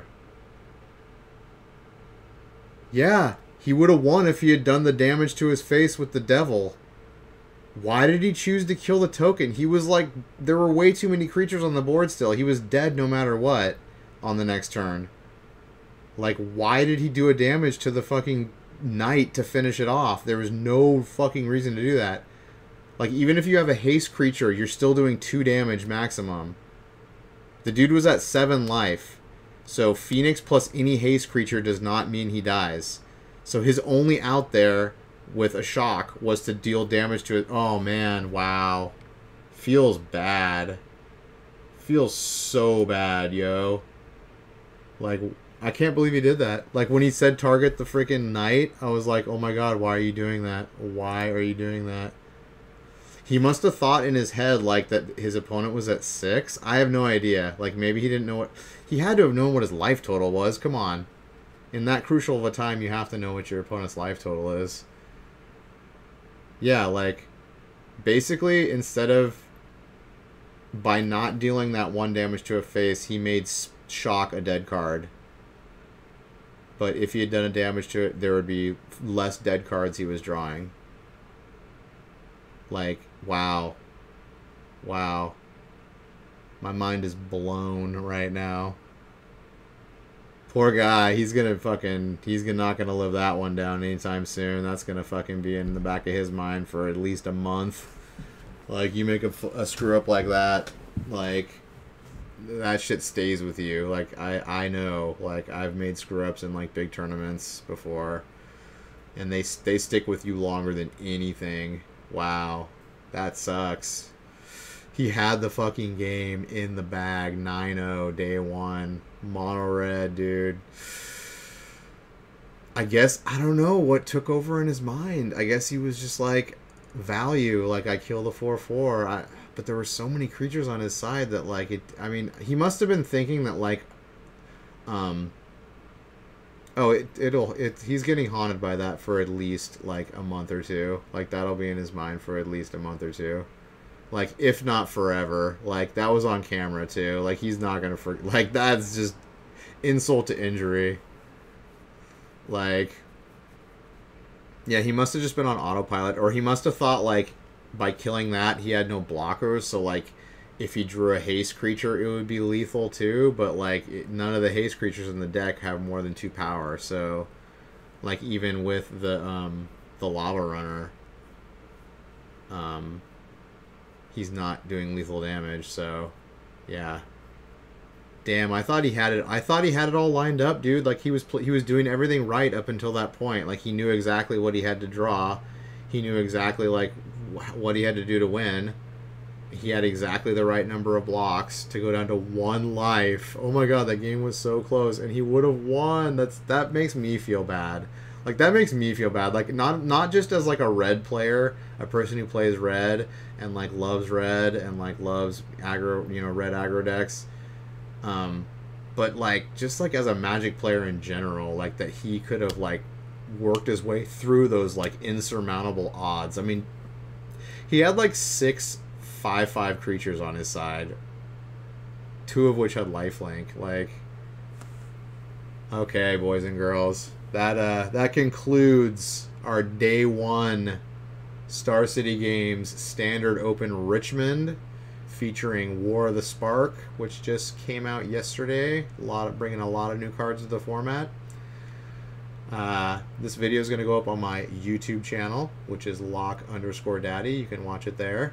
It's also going to be on my Twitch channel, which is twitch.tv/lock_daddy. Follow me on Twitter, which is @lock_daddy1, for updates on streams and, you know, what I'm doing for the day, and or just to look into my life, what I'm doing, what I'm chilling. Like, I posted my my deck list for my draft deck last night. There's a photo of it on my Twitter right now. So, yeah, thanks everyone for hanging out. Thanks for all the follows. Hope to see you guys all again. I stream, you know, video games during the week. I stream, like, you know, Let It Die, Dead by Daylight. Sometimes I'll, you know, throw a little Fortnite/Apex in there. And I also do, I've been doing drafting on Arena lately. So check me out. Thanks much. Catch you next time.